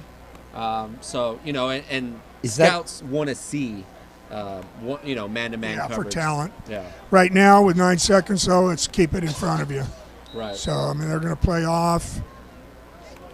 Also, if Reggie lets his receivers run down, then he goes for a run. He's just doing that to mess with them. He's going to step up. Oh, my goodness. He got him. Oh. That was Jordan Benton, the intended receiver out of Montgomery. Oh, man. Great job by Johnson in climbing. That's stepping into the pocket right there. Climbing up the pocket, keeping his eyes downfield, and hit him right in the... He almost got the bounce back on that, too, the other receiver there. My goodness. That was a great job by the quarterback. And you could see with the zone coverage, there was somebody there to get right in his face as he started to scramble. Well, in that quarters coverage, that deep drag or that post route is usually the combination route that's usually open. Well, we were saying these kickers, it's been one of the best years for San Diego High School kickers. We're going to get Tyler Haley from West Hills here.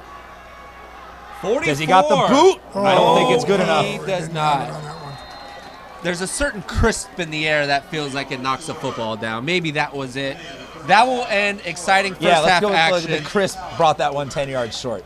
Christian, hey, guys, great being with you guys. Thank you, Coach, I appreciate it for tremendously. Your time. Thank you great for to your time, be with Coach. you. Thank you for doing this. Yeah, thank you, Coach. Thank you, Coach, and thank you to the San Diego High School Sports Association for putting all this on, along with the Spanos family and the Chargers and everything they do.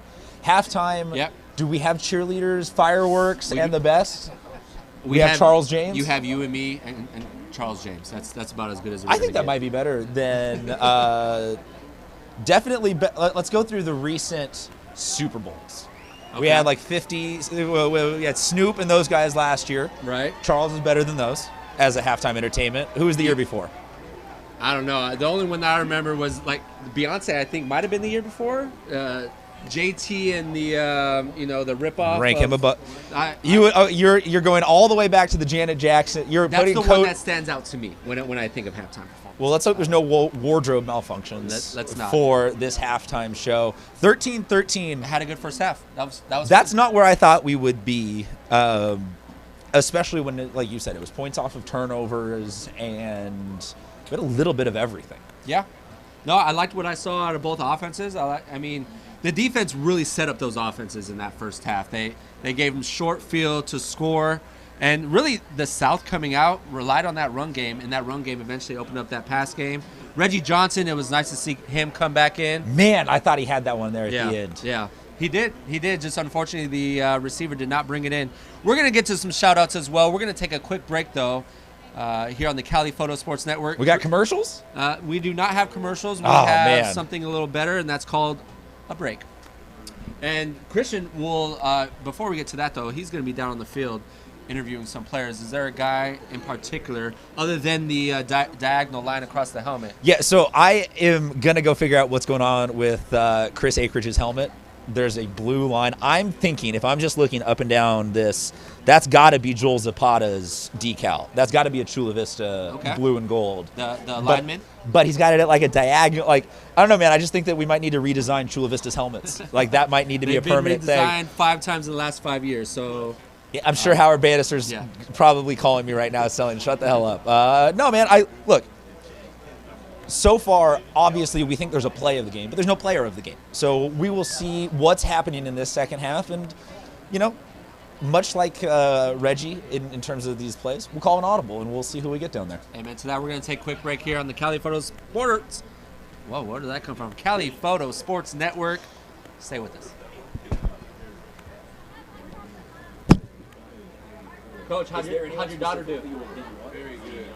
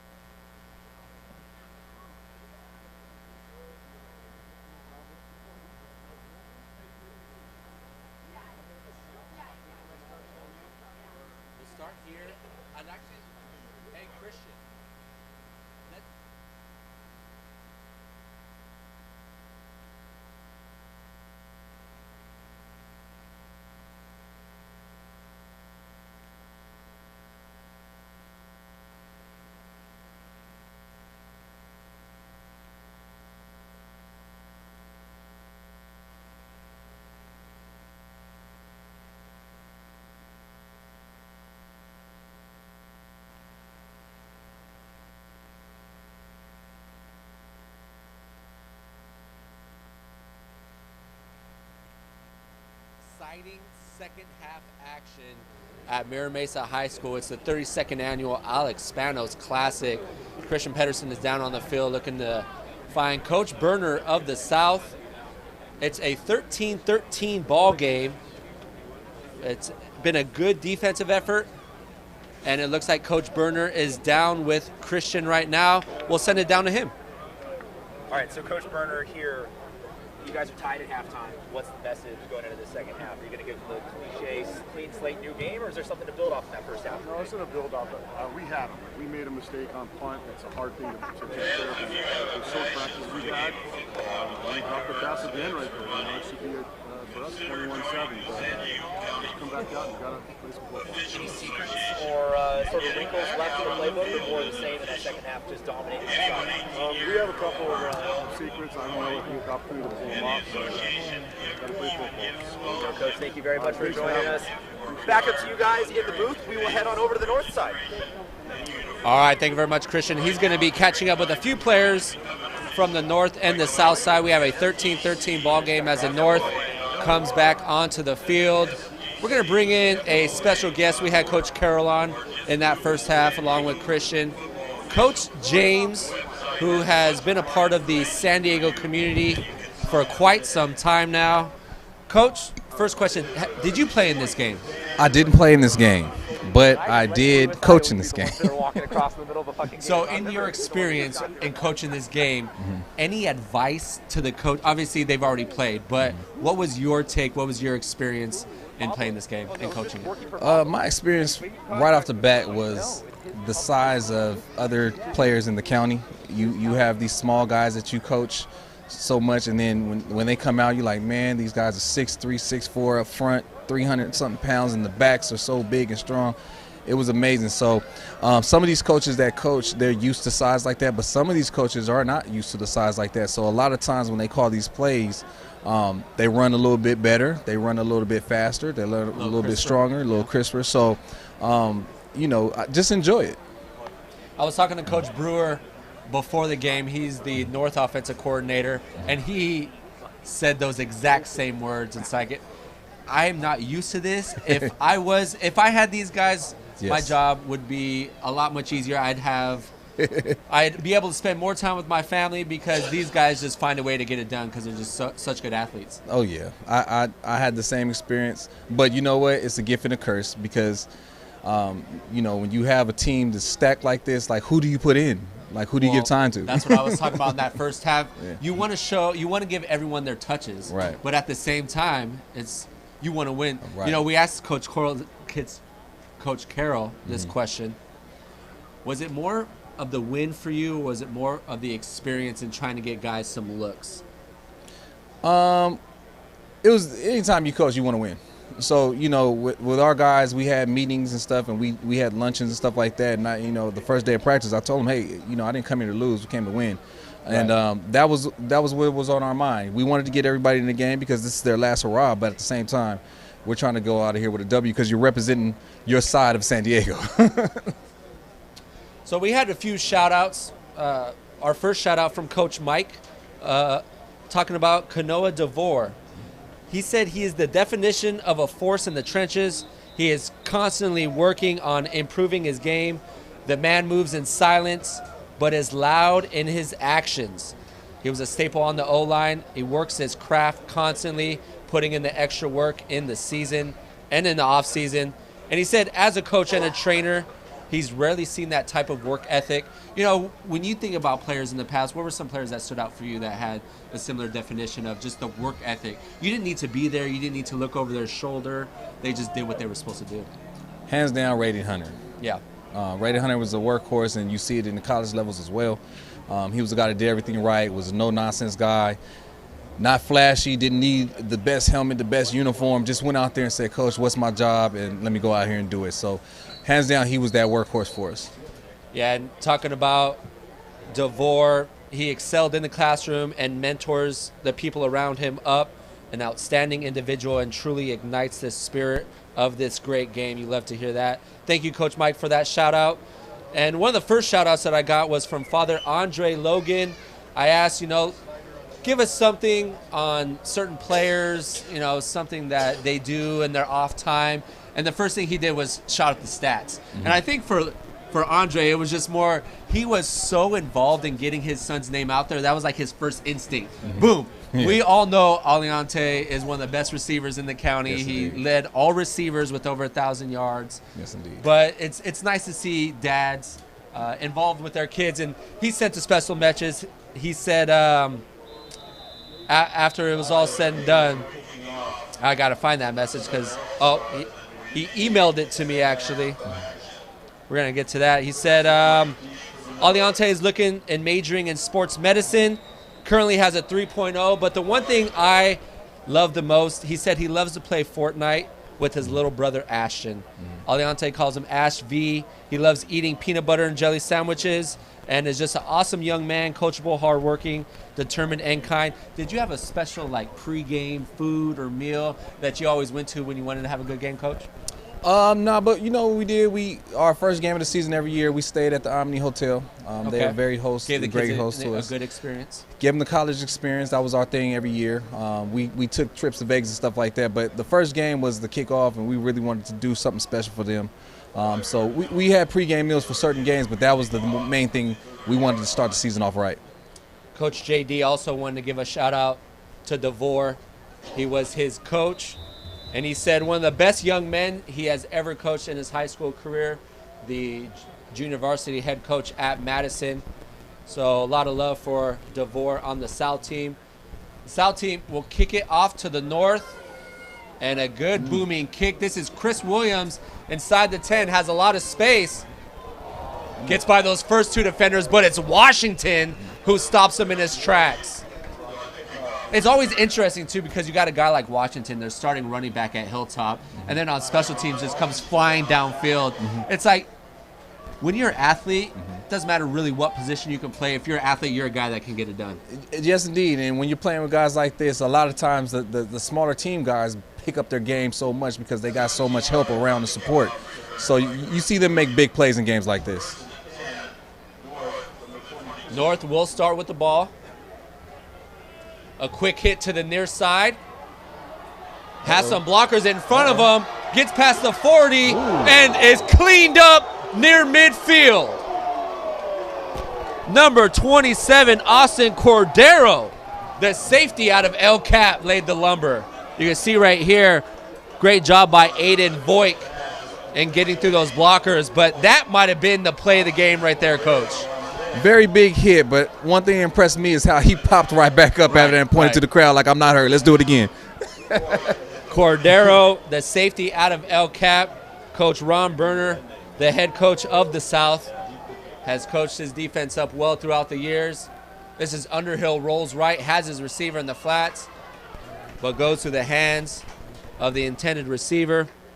That looked like Gavin Marini.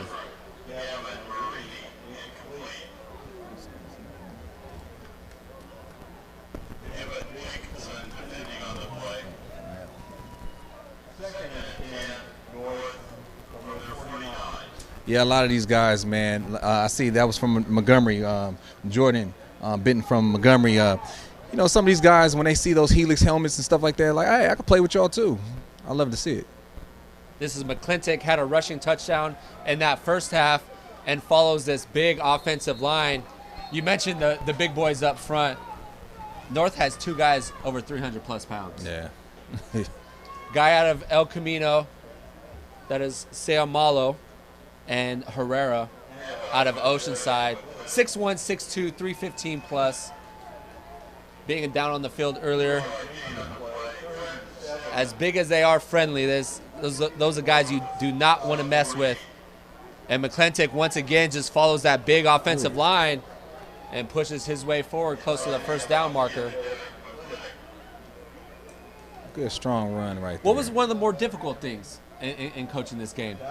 The difficult thing is this: everybody's all-star. Yeah. You know, you got the best wide receivers going against the best DBs. It's just hard to match up. It's really no weaknesses. You have to really scheme well against this team. I mean, teams that you're going against. Right. McClintock, the single back next to Underhill. Underhill will take the snap himself, And you could really see the North showing their hand here on this opening possession of the second half. They're going to ground and pound. I love grounding and pounding. Well, that was a big thing while you were at San Diego. Yes, indeed.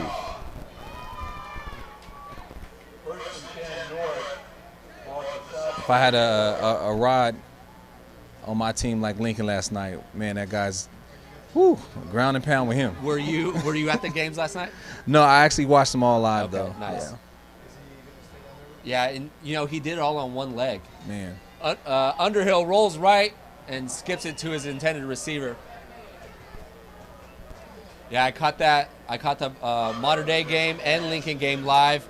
I'm now 4-0 with my dad and uncle on that trip up north. I don't know if we had anything to do with it, but last year we went up there and Mater Dei and Cathedral won the state title. Mater Dei, that first team to win the state, we're still in the early ages of the whole state championships, but to be that first team in San Diego says a lot about that program. Oh, yeah. And it's nice that it's a South Bay program, put South Bay on the map. Not too many South Bay teams are successful at that level, and thankfully for Mater Dei, they have been that team for a couple years. This is Underhill, has his receiver inside the 10, but can't hit him. Underthrew his intended receiver, Emmett Jacobson, out of Point Loma. Led the pointers in interceptions. You can see right here. Great job by Underhill, stepping up in the pocket, keeping his eyes downfield, just underthrew his intended receiver.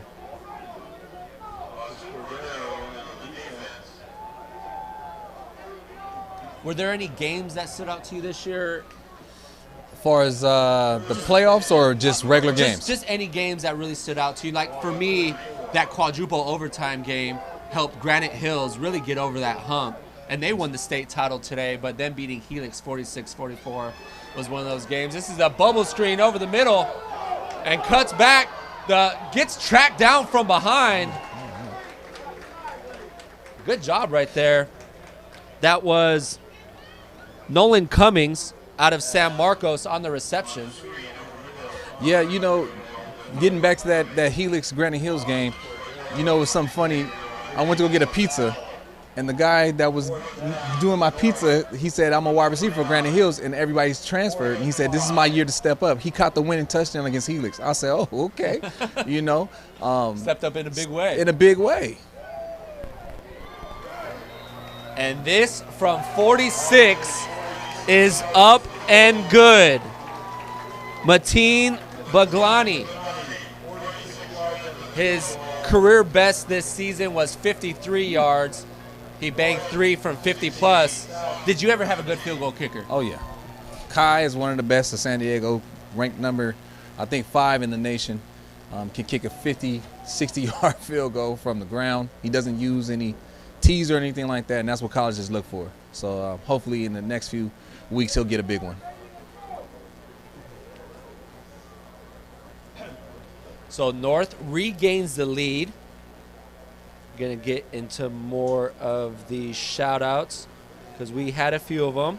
Thank you for sending those in. Teddy Butner is a 4-year varsity player, took the young guys under his wing this season, and was a great example of true student athlete as well as a model citizen. And the guy has a great sense of humor. That was from Coach Tate. Kudos to you, Coach Tate. Thank you for sending that message. When you think about sense of humors and things of that nature, I was hoping they'd let him return that. Yeah. Was there a player or a coach, before we get to that, in a little bit. Quickly, was there a player or a coach that stood out when you talked about joking around or being free spirit? Jaden Wickware. Okay. He's prime time. He is Deion Sanders. Graduating from Princeton, so proud of him. But he might be coming home. Hopefully, he just landed an offer from USD. Hopefully, we'll see where he's at. And now Christian's down with the player. Let's send it down to him. Hey guys, thanks for sending me down here. We're on the far side with Darren McClintock from the north. Okay, so busy first half. You guys now take the lead. How is it feeling? Great. It feels great. I love being out here with all these people, all these good all these good athletes, you know, it really boosts your self-esteem. Appreciate the F-ball main skip there. We were talking earlier in the broadcast about how quickly does the chemistry come together with teams that you're rivals with. And you're taking a handoff from an RBV quarterback out there. How hard, or is this like ultimate, like you wanted this team? You know, I don't really like RBV, you know, but there's no. But you'd rather take a win with RBV? Yes, I would. Yeah, I would definitely take a win over anything. To be honest with you, if like the whole team was RBV, I'd still play with them. You know, just being out here playing. So it's that hunger and that fight that's going to get you guys this win right here? Finally get to play again. You know, my high school season didn't go as good, but to come out here and play, it feels great. Well, Derek, we'll let you get going. He's got a couple drives off, but he is not done yet scoring tonight. He says he might have at least one more in him. Guys, we'll go back up to you in the booth. All right, thank you very much, Christian. That was Mosty into the game for the first time tonight with the completion. That was McClintock. McClintock had that first half touchdown. He started the scoring with that 1-yard plunge. This is Mosty's first offensive possession. Mekhi Thompson, the guy that you spoke about over halftime, is in the backfield. He'll get the handoff, try to read the blocks, but nothing there. Very little running room. Those guys up front, it's those Carlsbad guys, along with number 45, Eddie Villa.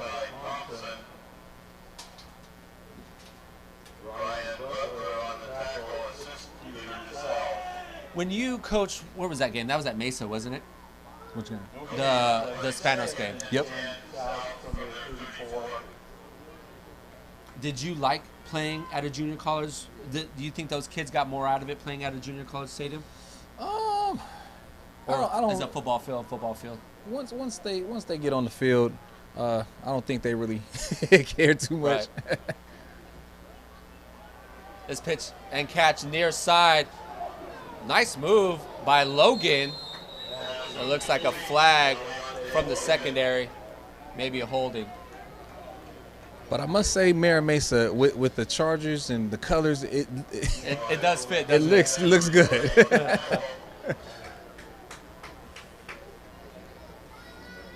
You've been done with coaching for a season or two. Yep. Do you miss it? I don't. You know why? I had great times coaching, but to see everybody else's coaching style, see so many different kids, I wasn't able to see North County and South County, and I'm seeing everybody, and it's just a great time right now. And working with you guys on the PBR and all those things, man, it's fun. It's great having you. Yeah. You've obviously been very instrumental in the community as well as with San Diego. A program that, when it does well, I think just football overall, anytime that like the Kearneys or the San Diegos, those programs do well, I think just overall it helps the football community. Yes, indeed. Because both of those programs have a good followership. They just, some seasons are better than others. Mekhi Thompson with the speed of burst. Good run. You were talking about, we're not seeing as many football guys run track, and Thompson is one of those guys, and you can see right here on this run. Yeah. The speed is that hand hip to pocket, right? Yeah. Or ear to pocket. Oh yeah. It helps every sport. Every sport. Mekhi Thompson. You talk about workhorse. 248 carries. That's a lot. A lot of carries. A lot of carries. That's a lot of wear and tear on your body. Mm-hmm. And he did very well this year. I got a good look at him. He comes from a great traditional program here as well. He'll remain in the backfield to the right hip pocket of Mosty. Mosty will play fake. Looks downfield. Gets to the edge. It'd been almost better to just throw that one away, but Sassone once again. That front of Sassone and Cassius Murphy from Carlsbad doing work right now. Now, see, this is a real game right here. These guys are getting after it. This is not no all-star. We playing with friends. No. They're getting after it here. We saw on that last drive by the North that safety come by and clean them up. So there's definitely some hard hitting. And when it comes down to it, these players have gotten to this point because of their pride and what they put into this game. So to come up one game short, it's almost like this is their Super Bowl. This is their final game playing. For sure, and some of the guys are still trying to do it. I've seen a couple of scouts coming in, walking around, so it's great to see. They're still looking at these guys. Yeah, with the transfer portal and everything, it's got to be tough for these guys Oh, yeah. coming out. And the quick hit near side, this is Eckridge. And he'll get knocked out of bounds. Christian is down with the South player. Let's go ahead and send it down with him. It looks like he's with Gordon. Hey guys, yep, Khalil Gordon here, author of what we were saying is the best touchdown we've ever seen in the history of I'm saying at least, the best touchdown we've ever seen in the history of the game. How'd that feel for you? Feel good. I just went out there, did the best I could. So for you, that was like first or second, that was first touch of the game. Any jitters, or was it just like, hey, I know what I'm doing, I'm calm, this is the stage I've always wanted to be in? It was more just, I was ready. I always wanted to do this. I always wanted to be in the All-Star game. So I'm glad I got the opportunity. Although it was so good, it was fun. What does this say about El Cajon Valley having an all-star, but an all-star that contributed to the game? When I meant to be overlooked, I've been saying it since the beginning of the year. But what do you guys need to do right now to hold on to this, hold on to this game and get this win here? To make sure we keep the ball, keep pushing, and make sure we Thompson on the reception. There you go, guys. They need to keep on pushing. Khalil here had a great touchdown for the South team in that first half that I'm voting for play of the game, even if we don't give out play of the game. Back to you guys up in the middle. And that was Gordon. We talked about workhorses. He carried the tote 166 times for more than 1,200 yards in his career. Just in 2 years, 336 carries, over 2,600 rushing yards. Playing in Division 5, 27 rushing touchdowns. You know, and that's why I think that's why I like this game the most, because you get those guys out of D5, like, can they really play? Right. And Gordon, that first touch, was evident that he made multiple defenders miss, carried multiple defenders in the end zone. That's a guy you can play at any level. And great coverage right there. Did you have special teams when you played this game? We had special teams. Yes, indeed. Do you like that in this All-Star game, or would you just like to see them start at a certain level and keep it pushing? You know what? For the most part, they have a mutual respect on both sides, and the guys are like, hey, we're not going to just deplete you. Right. So it was good arm tackles, good form tackles. So the guys, you know, we had meetings and stuff like that, so they do very well with that. They ran this on the first offensive play for the North. They're going to throw the quick hit near side. That was Cummings. And the nice hit. Needed 10, picked up 5, bringing up a 2nd and 5. Cummings out of San Marcos. Had a trio of receivers. Nick's Ball and Cummings combined 150 receptions for 2,300 yards and 29 touchdowns. They had a freshman quarterback, Creek McAhelly. Have you ever seen stats like this? 2,800 passing yards and 32 passing touchdowns as a freshman? A freshman? No. As a freshman. I haven't seen anything like that. I've never seen that. No. And this nice pitch and catch. This is Chris Williams, who we've mentioned already a few times today, picks up the big first down. Let's see the instant replay. Just getting the ball in the hands of their best athletes. Nice blocking downfield, and he makes a couple defenders miss. Williams so good in the open field. We talked about a guy that does a little bit of everything. Had 197 carries for 1,800 rushing yards and 24 touchdowns. Over 500 passing yards and a couple hundred receiving yards.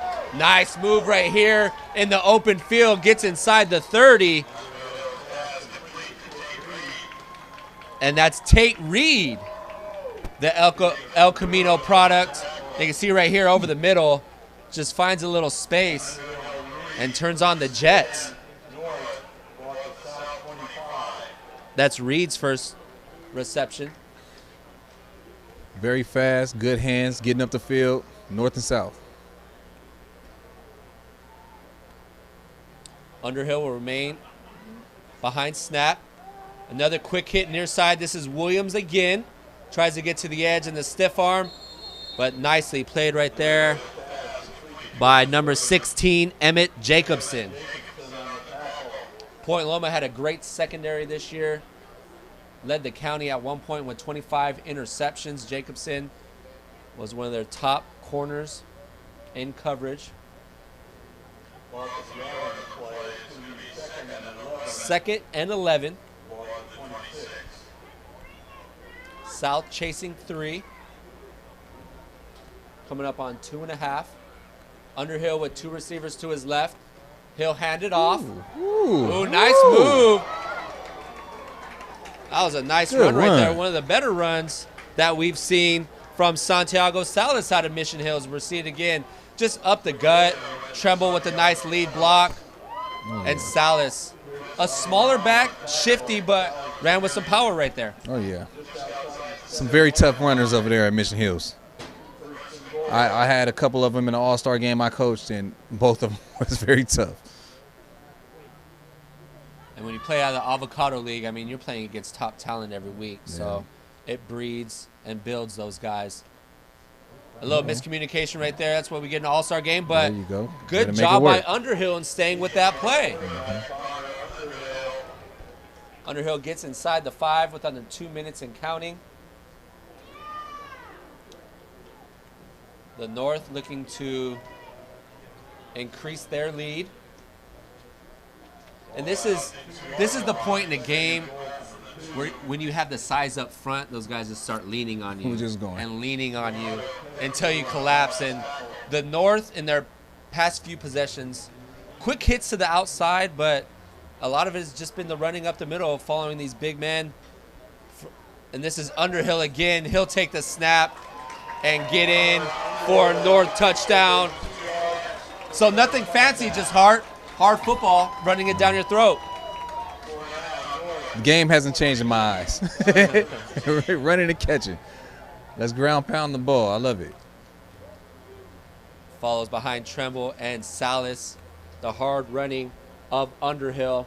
He had 5 rushing touchdowns on the season, 16 passing, threw for over 1,850 yards.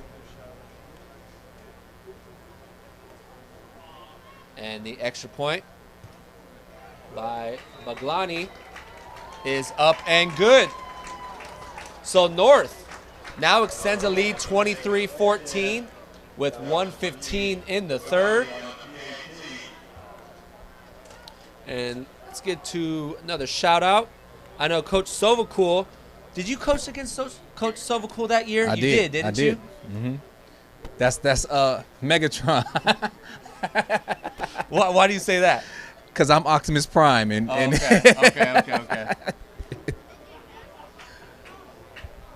How was did you get any vibes or any feel coaching against him? You know, he's a fired up coach just like Yeah. I was. It was a fun game. And that's what you want, you know, 2 young coaches going at it, getting us team riled up and stuff like that and just having a great game. And I see him week in and week out. He's still going. He's getting it going.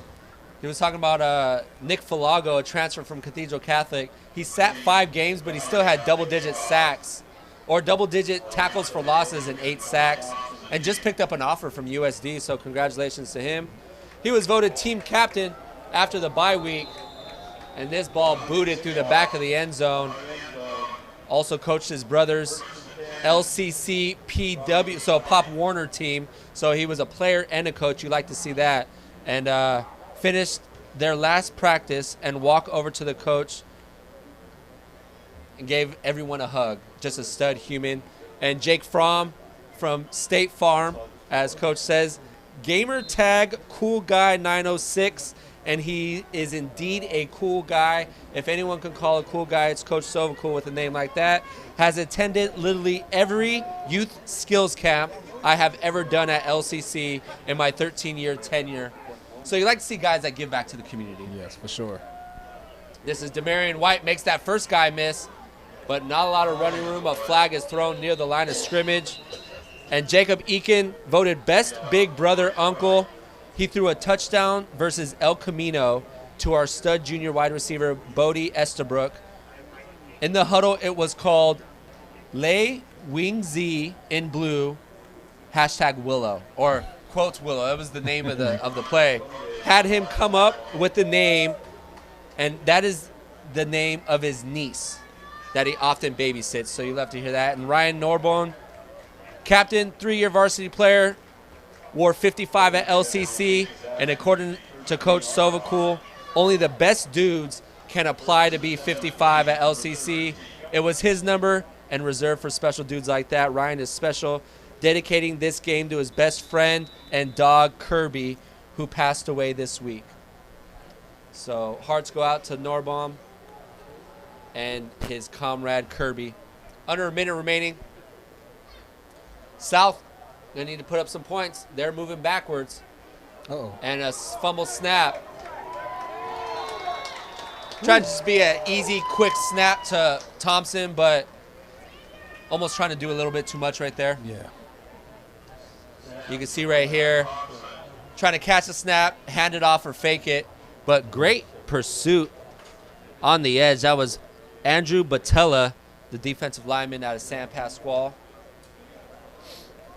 Yeah, they got to take some shots right here. And getting close to the fourth quarter, they're going to take some shots. Up front, man, those guys are just big on the north side.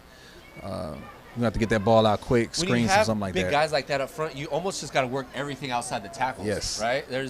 You might fake something up the middle to get those guys crashing, but when you're that big up front, there's not going to really be anything too much between the tackles. Yep. And that will end the third quarter here at Mira Mesa High School on the Cali Photo Sports Network. North 23, South 14. You were in a similar position. Mm-hmm. What are you telling your guys right now for the South? Right now, we gotta get some big shots. We gotta get the ball in the playmakers' hands and let them get it down the field.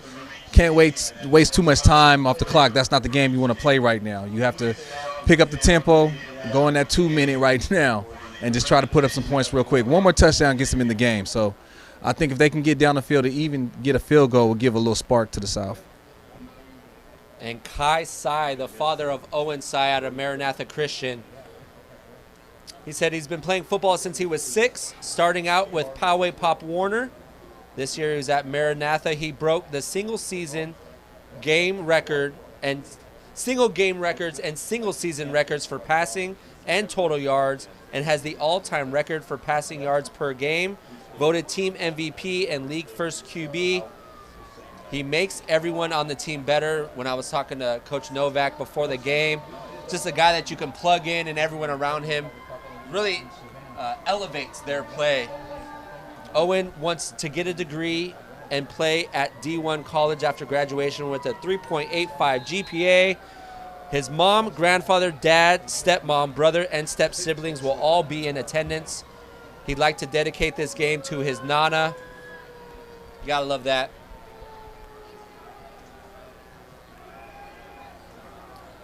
And the pressure off the edge, the quarterback not having a lot of time, will just try to get a couple yards.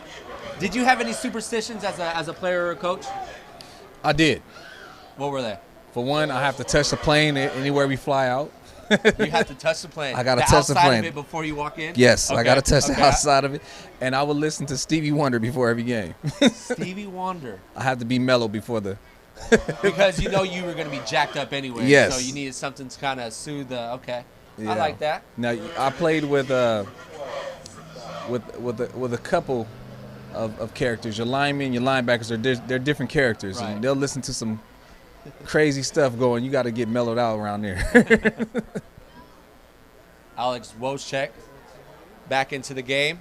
3 receivers to his right. The single side receiver at the bottom of the screen, that's Haron. He'll look that way, and he'll go one-on-one. Oh, no. A little miscommunication right there. Quincy ran more like an out route. Alex thought he was going to just run a go route. That's just one of those things you run into in an all-star game. For sure. And the game's starting to get away from the north a little bit, or away from the south. As the north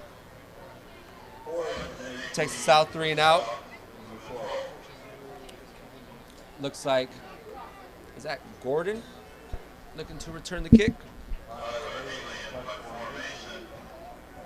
Yep. That's Gordon.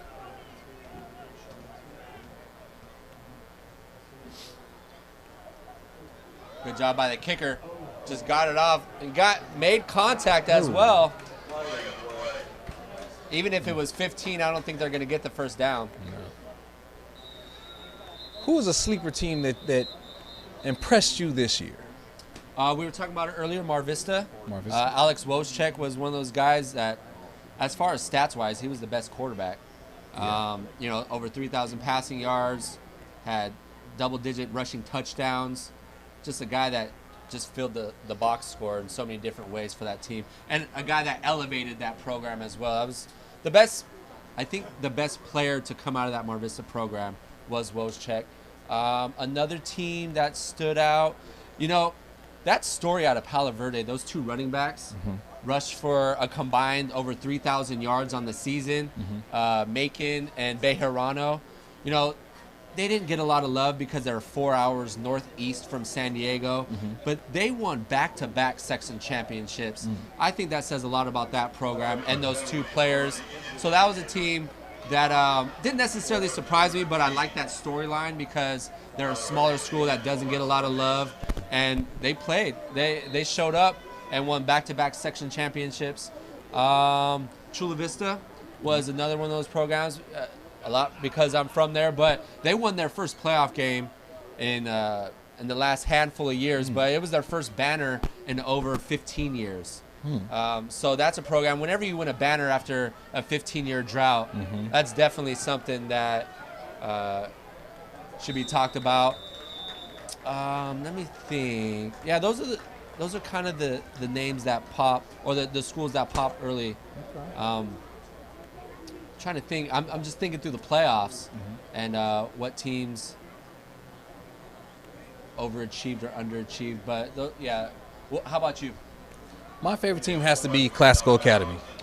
Life Pollard, and that coaching staff out there from that area. That was a great story. That was amazing. A great storyline. A new program. They were fairly new. 1-9 last year. Yep. And, when I went to the game, CIF against Crawford, just outsized up front and everything and outskilled. And who was that? That was Jace Watson. Big hit. And his teammate, Luke Mena. You can see 15 and 40 combined tackles on the season, over 100 for both of those two guys, Watson and Mena, each from Olympian. I was talking to Coach Clark before the game, and he said Luke Mena tackles everything around him. The guy just does not miss, and Jace Watson was a pleasure to coach up front. The tackle for loss, play fake, roll to the right, has a receiver downfield in the end zone, but can't come up with it. That was number 10, Gavin Marini. On the diving attempt, we have a flag.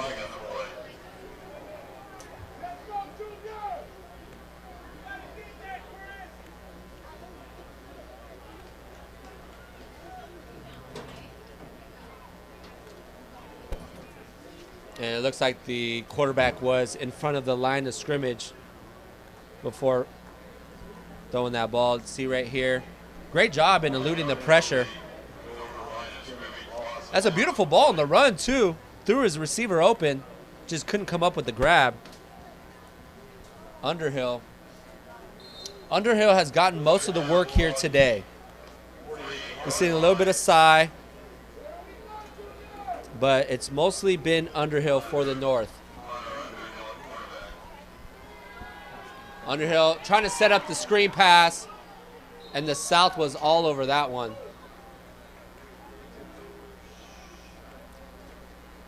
Third and short. Go. We know I probably know the answer to this, but third and short. What was a go-to play for you? Third and short. We're going Rating Hunter. we're going lead gut and stop it if you can. Do you think as football has progressed over the years, we've gotten away from that a little bit? Just the ground and pound game. Why do you think that is? For sure. We got so much 7-on-7, and you could actually see it. During the stretch of the season, those guys are so used to 7-on-7 stuff. You can't stop a guy like Rod in the fourth quarter when the ground pounds. So right. De La Salle had a problem with him because they're so used to just defending the pass. Right. And a great special teams effort by the north side. Mateen Baglani pins the South deep inside their own 5. Great punt. You talk about 7-on-7. I know you can take it however you want. But with that being said, that last drive, Mater Dei, $140 on the time, and they drive down. They scored that game-winning touchdown. and it was almost identical to a 7-on-7 type of play. Right. You know, and speaking with Coach V after the game, he said, I can't tell you how many times those guys in the offseason during a big 7-on-7 game threw that corner route, and he came down with the grab. So while when it comes down to it, the trenches always come out on top. You know, when you need that big drive, that 7-on-7 definitely helped Mater Dei with that victory. Yes, you know, anytime, first you got great wide receivers over there. You know, I think that helps. Sometimes we as coaches, we want to take too much of it. And, you know, Nankill is one of the best quarterbacks I've seen this whole season. I'm glad you said that. Because I thought he definitely got overlooked. Not only being able to just be a pure pocket passer, but when the play breaks down, that's almost when he's at his best. I'll tell you something that I noticed. You know, when you watch Tom Brady, he takes his helmet off in the fourth quarter, his hair is dry, right? Right. Nankill's is too. Isn't that crazy? Because he runs a lot. He's not nervous. Yeah. He's going to get it done. 2nd and 11, Reggie Johnson to Quincy Herone. Oh, and no. Intercepted by Seth Shaw.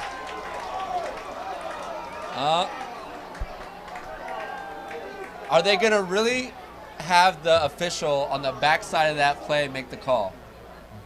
Oh, my goodness. He must have saw something we didn't. Here, we got an instant replay right here. That would have been Shaw's second interception of the game. Oh, he just took it right out of his hands. Yeah. Oh, that's unfortunate for Shaw. So the original call was the official over the top who made that call, but then the sideline official came in and voided it. But according to that instant replay, that play looked like it was an interception. So Shaw gets that interception taken away. He had one in that first half that led to a touchdown. Yeah. But as you mentioned, the South just needs to open it up at this point. I mean, whether it's an interception or not, they need to start moving the ball downfield, down 2 scores. Reggie Johnson, 2 receivers to the left, to the right. He'll look left. He'll have to roll right. Getting out of the pocket, has his receiver. Good job. Eckridge, the intended receiver, can't come up with the grab, and that will bring up 4th down for the South. So a good punt by Baglani, and South just having a difficult time on offense in the second half. They've almost they relied on that run game so much in the first half, they've gotten away from it a little bit. Right. But when you're chasing 2 scores, you got to open it up. You got to. But I think they got to get the ball in the hands quick. You know, quick screens, bubble screens, get the ball in the hands of the playmakers fast. We've seen, you know, some of the best wide receivers this season, Lincoln, Mater Dei, they'll get the ball in those receivers' hands fast and let them do what they do. Williams standing at the 40. The line drive punt, he'll come up and get it at the 30. And Chase Lowry with the tackle. I like 32 brings down Williams. I like him. Point Loma. Yeah. Old school tough guy right there. I like that. That neck collar reminds me like a Brian Cox from back in the days. Yeah, you don't see too many guys. Urlacher. he's going out there. And he's not the biggest middle linebacker either, but the athleticism, like we talked about earlier, the sideline to sideline. Sure. He's the best in San Diego when it comes to linebackers. Very fast. College put about, you know, a couple pounds on him. Right. And he keeps that speed, he's going to be deadly.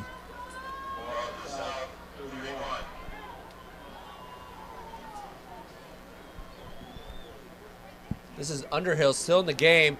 They'll run an end around to Williams. He can throw it, but he's going to run it with a lot of space in front. Cuts backfield, has one defender to beat, and he'll get in for a North touchdown. Christopher Williams can run it, he can pass it, and he can receive it.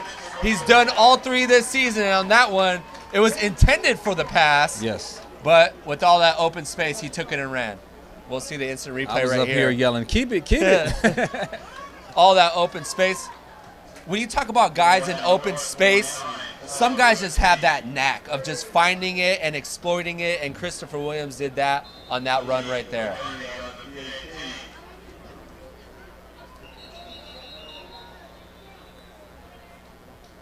And that's that's another reason why coaching these games are fun. You get a guy that can do all three of those things, and you just put him in a position to win, and most likely they're gonna pull it out. Oh yeah, you got Chris White as well, and Christopher Williams. Both of those guys, Parker guys. Yep. Chris was out there last night, had an interception for Lincoln. Chris White had an amazing game. You talk about guys from going from a smaller school to a bigger school. Yeah. I thought that transition might be a little too much for White. And we have a fake, and it falls short for the incomplete. But Christopher White all season long proved the doubters wrong. For sure. And last night, that crucial interception towards the end of that game, taking it out of the receiver's hands, he played really well last night. That was a fun game to watch by Lincoln. And he ran stride for stride with a lot of these guys in the county. Well, he's a track guy. Track guy. Is that where you were going? That's where I was going. Yeah. That's where I was going. And we've seen this story before. North in the second half, opening things up, leading the South 29-14. There's still some time left.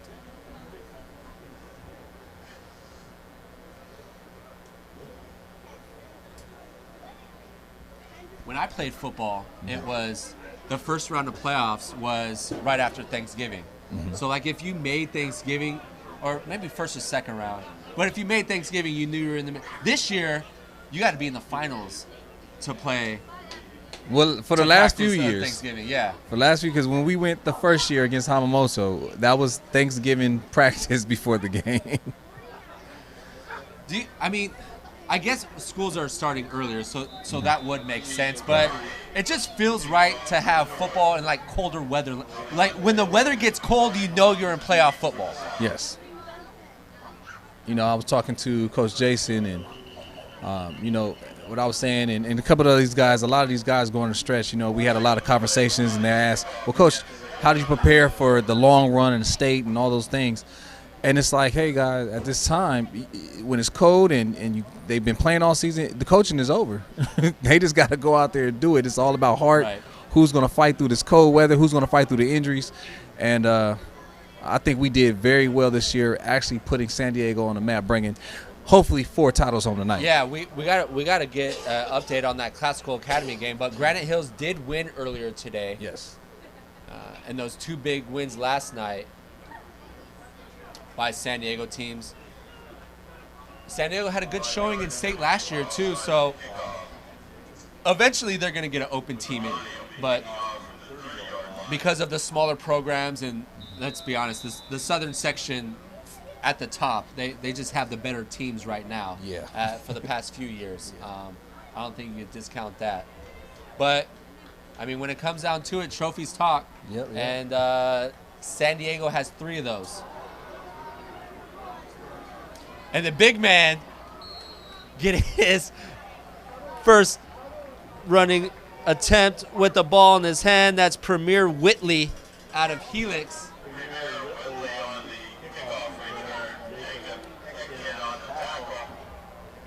It's Christian. Where's Christian's going to the north side with Tim?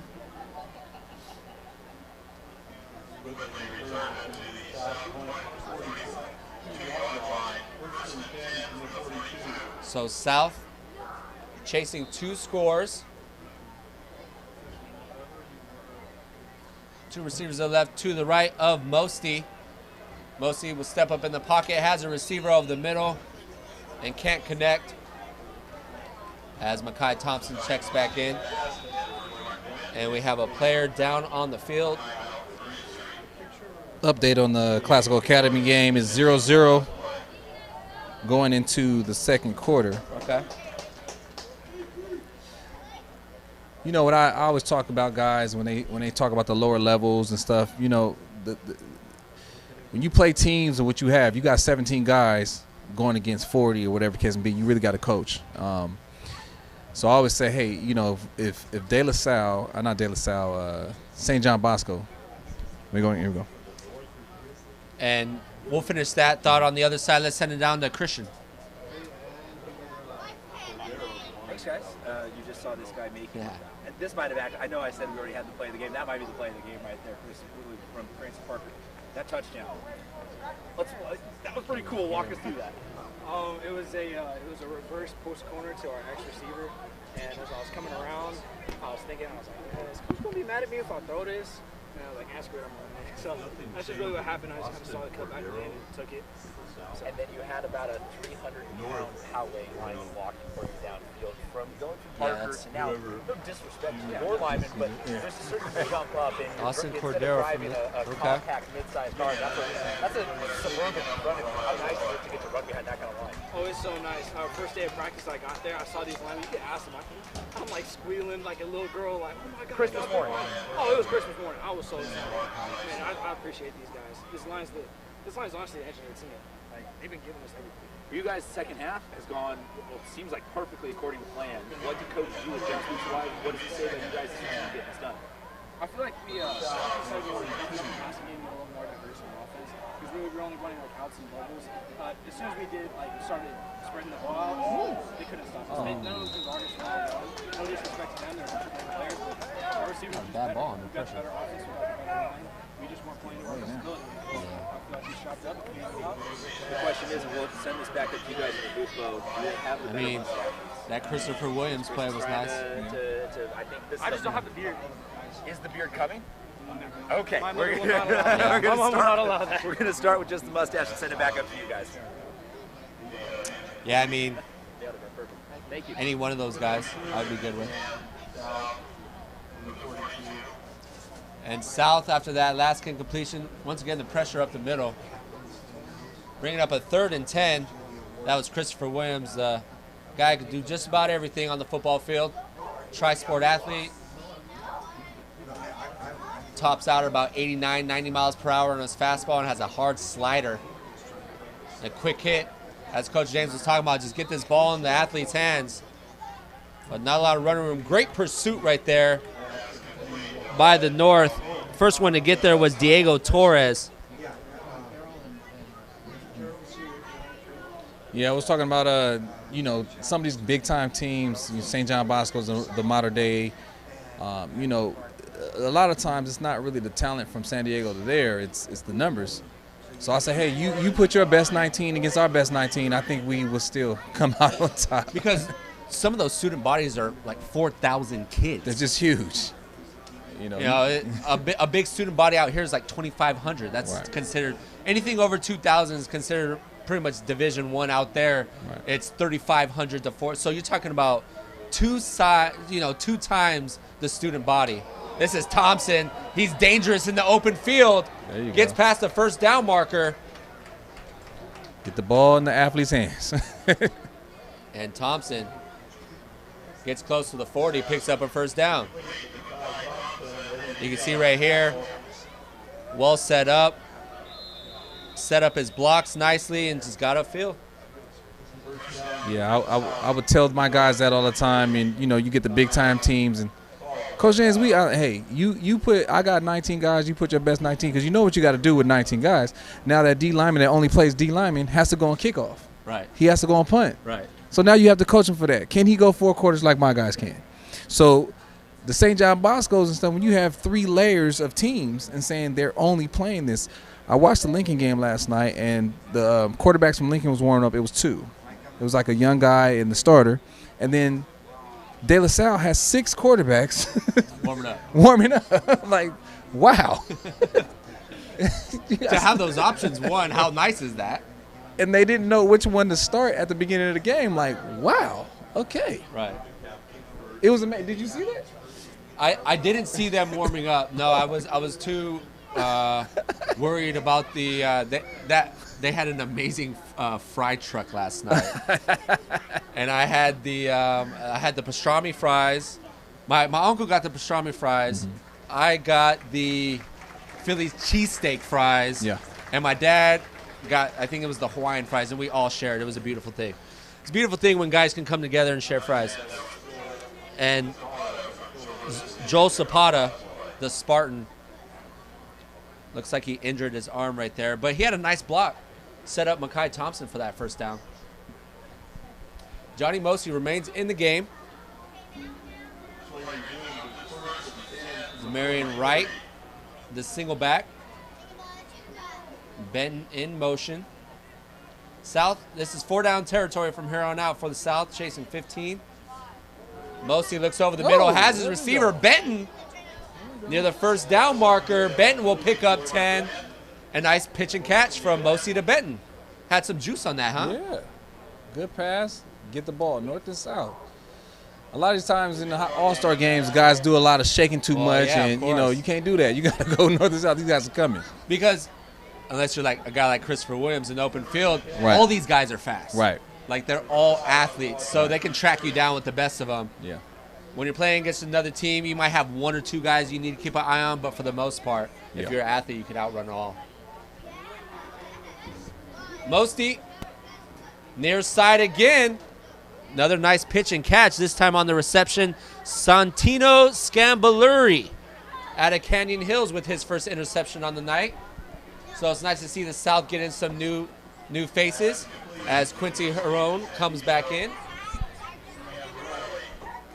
Scambaluri picked up 9, bringing up a 2nd and 1.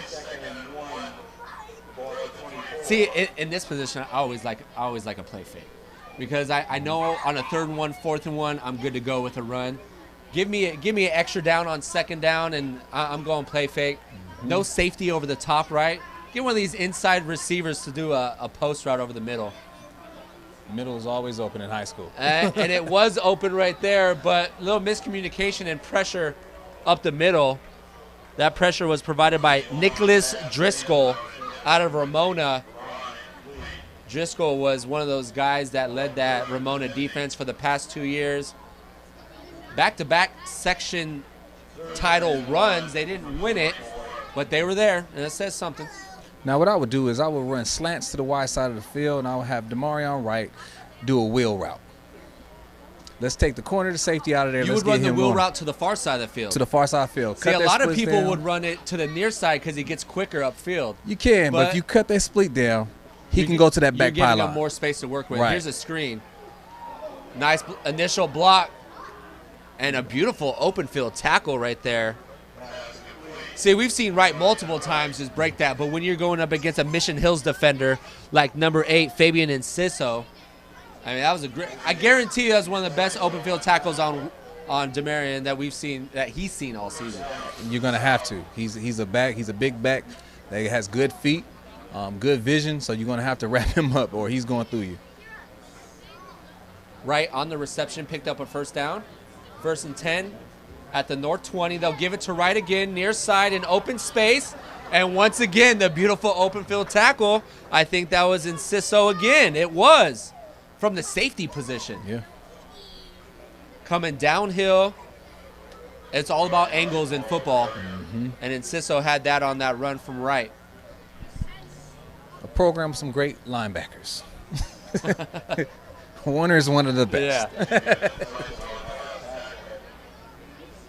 Yeah, Mission Hills, you know, when I think about some of the better coach programs, I would say Coach Hauser out there just does a really good job. There's just a certain aura about that program that when you walk on the field, like, you just know they're well coached. Yeah.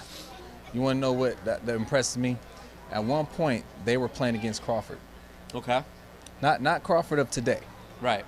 So that tells me they were that low of a team at one point, as far as numbers, as far as quality of players. And now they're in the Division I and open games year in and year out. Right. You're really getting that team on top. And right there, leading the way, Diego Torres. You can see right here,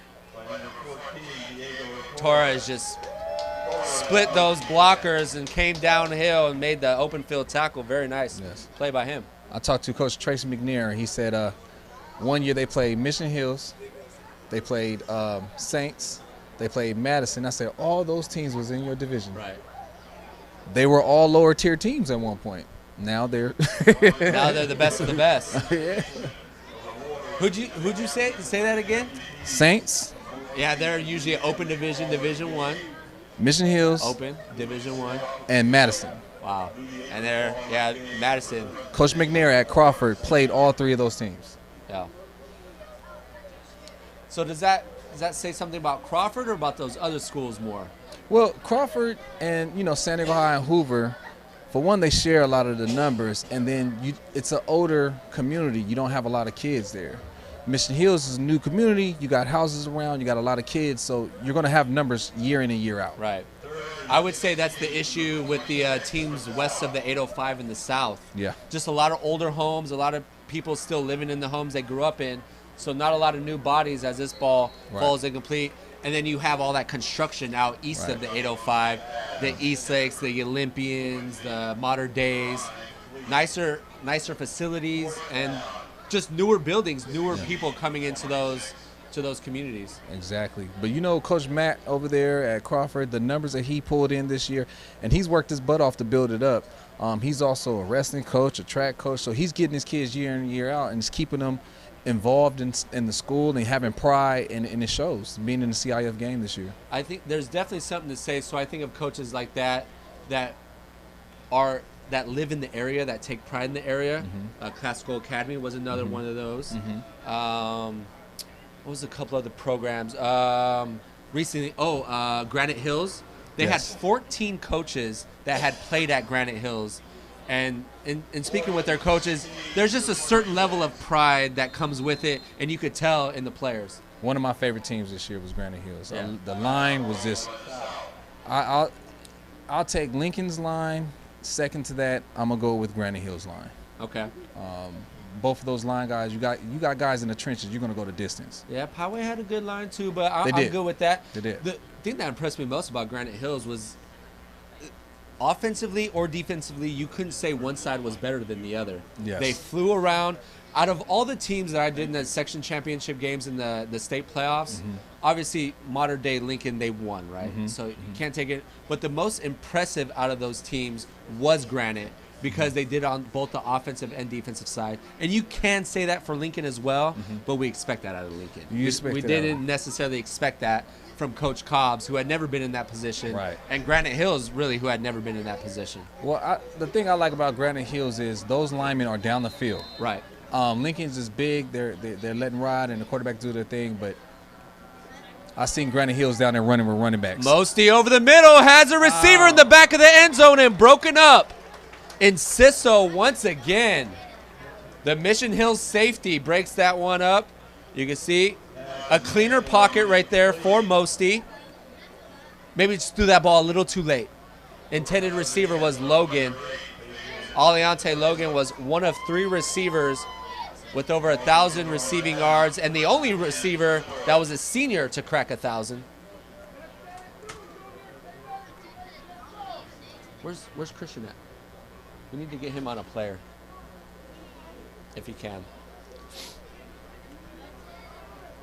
So after the turnover on downs, North will get the ball back with 2:56. We have a new quarterback in play, Damian Rodriguez out of Central. He'll look back and throw the screen pass to Tremble. Oh, no, that's not Tremble. That's a bigger man than Tremble. He'll get the defense trembling, that's for sure, after running downhill like that. Brandon Myers. That's light work for him. The left tackle, 6'4" out of Poway. 6'4", 260. Now, see, you have linemen running the ball like that. That's amazing. It almost looked like a fullback. If he didn't have his number on, we'd probably been mistaken for that. That is amazing. Kyle, you got guys like that up there. Yeah, right. No reason you went undefeated during the regular season. I see why we are chopping the wood. Yeah. Is that what they say? Yeah. Take you out to the woodshed. The woodshed. Yeah, that's what it is. Was. Take you out to the woodshed. There's a legal man downfield.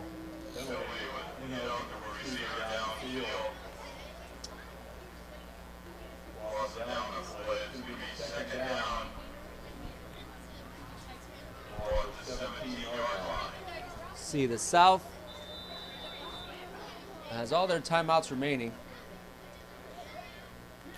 People don't know. Go ahead. I'm sorry. No, I was going to say, I don't think the North's going to be just running the ball, though. I think they're still going to try to work it downfield. Yeah. I would actually drain this clock if I was them. Well, people don't know about Kyle. Kyle was a hell of a... Oh, I don't know if I can say that. Yeah, you're good. This is YouTube. Christian's already blown a couple times at SEC stuff, so we're good to go. All right. He was a hell of a corner, and we had some great battles in practice. Kyle Really? He's a short guy. Kyle was a huge. His arms was big. Oh, He'd okay. get his arms on you. You're not getting off his press. Very fast. Can run with you.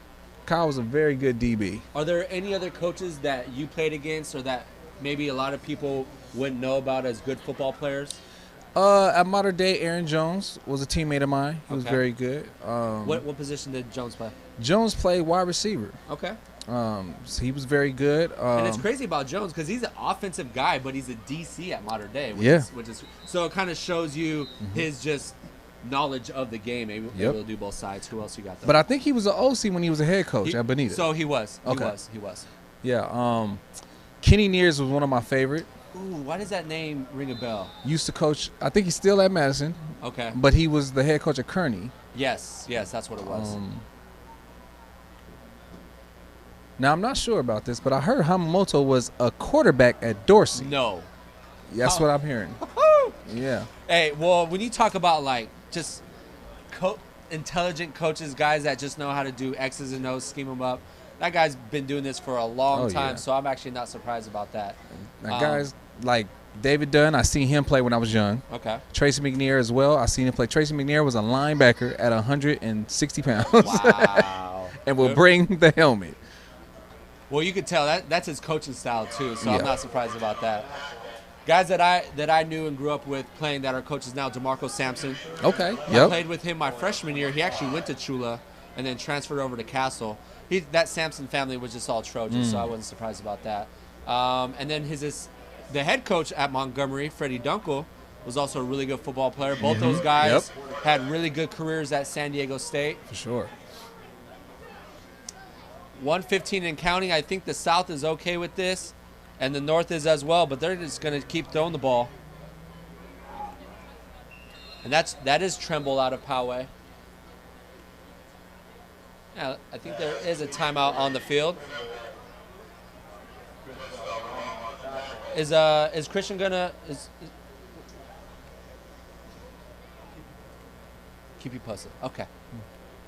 We at least need to speak with the winning coach. That is for sure. Clock stop at 1:04. South held scoreless in this second half. North, it's been all them up until this point. So we got off season now. What's an off season like for a coach? I mean, is there really an off season when it comes down to it when you're a head coach of a football program? It's really no off season, but what I used to do is always just get your guys into other sports. Yeah. Play basketball, baseball, active, track, keep 'em out of active. trouble. Work different muscles and stuff like that in your body, so the movements and stuff like that. So a lot of my wide receivers and DBs play basketball, and my quarterbacks and pitchers. I mean, quarterbacks are pitchers in baseball. Right. Just keep active all the way through, and then once we hit the end of around May, then we're back on the road again. But a lot of these guys now are playing travel 7-on-7 and stuff, so they're staying active all year round.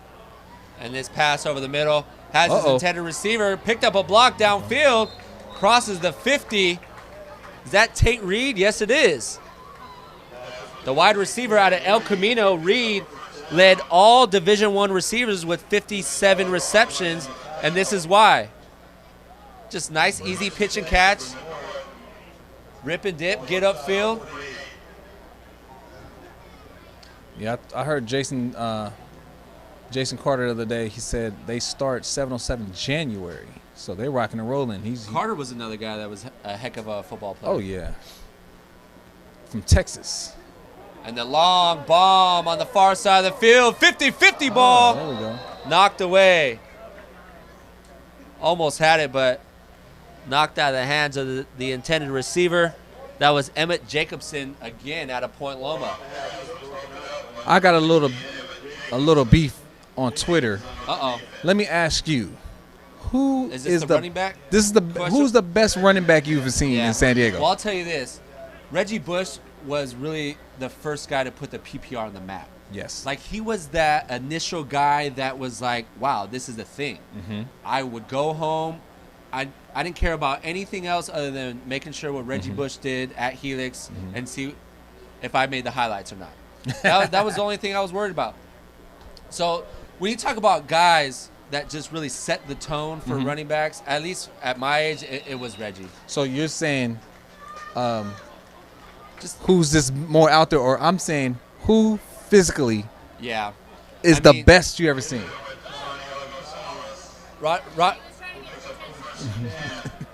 Roderick Robinson. It's pretty simply said. There wasn't another size-wise, athletically, a guy that can catch the ball out of the backfield. The guy can do everything. And the North squad pulls the win out here today, extends their lead. Congratulations to head coach Lee Cole of Del Norte and that coaching staff. All right. Well coached team. Well coached. And also congratulations to the South. They played a heck of a game. They just a little outmatched in that second half. Oh man. We're gonna keep it here. We're gonna see if What up now? If Christian's gonna definitely catch up. Player of the game. Let's see. The South side. I mean, there's not really any clear favorite in my eyes. I mean, Mekhi Thompson touched the ball a lot. He did get a few touches. Quincy Herron, he had that touchdown, and he had almost had a second touchdown. I'm looking through this South lineup. I mean, they're just Gordon had that touchdown. That was one of the better plays that I saw today. Oh, there you go, Patterson. And Christian is with a player. We'll go ahead and send it down to him. North takes the win. We are here post-game with Noah Snyder, who we talked about this all day long, being one of the best, but also you guys are champions, 29-13. Tell us about the game for you guys. Noah did. It was great. I wonder if that's who we're calling our... We all had a lot of fun. Everyone got in, and everyone just ate tonight. It was good. It seemed like the vibes were immaculate in that second half for you guys. What brought you guys together second and first? I think we just came out and executed, really, and we just had fun, trusting all of us. And I mean, when we're having fun, it's going good. Any better way to end the season than with this kind of win? No. There you go. Guys, we're going to get ready for the trophy presentation ceremony, find out who the MVPs of the game are. But, what a Are we going to hold it down for the trophy presentation? I believe this is the sixth year in a row. Get back to you. All right, thank you, Christian. And there is the trophy for the winners. And we're going to go ahead and send it down for the trophy presentation.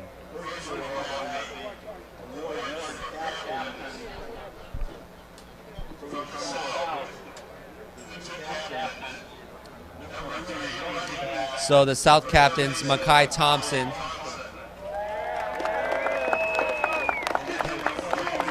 And number 44, Chase Lowry. Thompson showed out well. And Classical Academy up 7-0 in the second. So it looks like San Diego could go 4-0 in state playoffs. I don't think that's ever happened. Never. This is a record. 4-0. I think the most we got was 2. So Christopher Williams was the offensive captain, and number 72, Aiden Shields, the defensive captain out of Imperial. And the MVP award.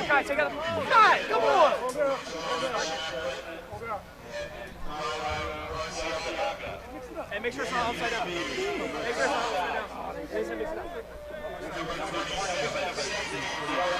Austin Cordero, the safety with the big hit at midfield. That was probably, out of all the plays on the defensive side, that was the one that stood out to me the most. Congratulations to him.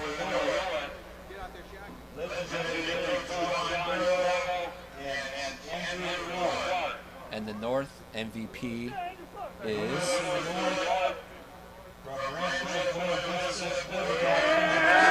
Connor Underhill, your North County MVP. Coach Carroll giving him the MVP trophy. So congratulations to Cordero and Connor Underhill. Underhill played a lot of quarterback today for that North team. And once again, congratulations to Lee Cole and that Del Norte coaching staff as the North wins 29-15. Any last words, Coach? Nah, great game. I hope everybody made it out of here healthy, and Right. let's get ready for signing day. Yeah, that is going to be a good one in a few weeks now, isn't it? Yep. Right Soon around the too. corner. It's just great. It's nonstop here in San Diego with all the great athletes. Are we going to bring it to this camera? Or we're signing off. Thank you, Pablo, for putting this all together. The producer and the man who's really put all of this together out of Cali Photo Sports Network. Christian Pedersen down on the field did a great job interviewing the players and up top, adding some color and insight to his experience. I don't know if Christian is going to get a coach or a player, but I think we're just going to go ahead and sign it off, unless he could get someone quickly. I know everyone's excited down there. We are, okay. All right. So while Christian is down there, the players putting on the powder blues from the north side. When was the last time the South has won a game? The North has been on a crazy run. Let's see. It's been on top for a while. All the way since 2015 when Burner, I'm guessing that's why they brought Burner back this year for the South, to try to get one back on their side. 2015. So, well, you know, 3 of our top teams. yeah, there's something to say for that. 3 of our top teams won state. So there is something to say for that for the South side. North with a big win here tonight. McClintock was one of those guys from the North that had a early bid at MVP. Quincy Harone had that touchdown. Gordon had that nice touchdown from the South.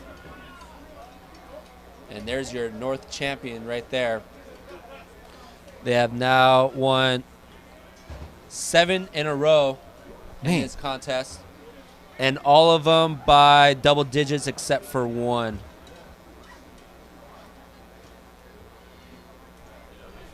Whew. Yeah, Yeah, that first half was close. Last year was a real blow. Yeah. What was my year? Let me see that. Oh my God, 44-17. Yeah, Coach, you didn't. Coach Sovacool. And Christian's ready down the field. Let's send it down the hill. Thanks, guys. We're down here on the field in the midst of the celebration for the North squad, and we've got their MVP. Go ahead and hold that trophy up. It's the Lombardi sheet. This is Connor Underhill. He's the quarterback for RB. Thank you for that noise. That got very awkwardly silent. How does this trophy feel? How does this win feel? How does it feel leading these guys right here to a big win? I mean, we all became. Are we gonna bring it back on this camera? You can tell the bond it's not working. between everyone Okay, right as it's all practice good. started. Like, I made some really good friends, and as before we came out here, we Where's he said, going? let's have fun, but let's win. Like, we're out here to win. We're not here to just have fun. We want to win, and we're all Those two winners. kind of go hand in hand. We're all They're kind of winners the same. here. Yeah, exactly. Was there a moment of the night? Was there a play of the night? Was there something where you just kind of looked around and you're like, man, I could never have pictured playing with X, Y, and Z or having a combo? Yeah, the portal was hurting Hurting high school, man. The portal We was all these great players. I mean, a lot of them, I'm sure, are going to Oh, college. my God, it's to play hurting. football, but They said there's 9,000 every kids from touchdown, just every D1 good in the play, portal. every big hit with a That's big moment. insane. I told him, I was like, this trophy belongs to him because Anytime your O-line has a Poway P and a C-bat and all that kind of stuff, it's probably a pretty nice reality. All right, so the North is champions. It retains with them. Connor gets the MVP award. They're going to go celebrate. We will let them finish up their night and send it back up to you guys. Thank you, guys. Congratulations to Connor Underhill, the RBV quarterback. Ends his high school career on a high note. You gotta love to see that as an athlete, right? They started their season 5-0. They didn't end it as well, but to come back out and almost like redeem yourself, it's nice to see. It's always nice to see when you can get a team to put it all together and get a win. It's always great.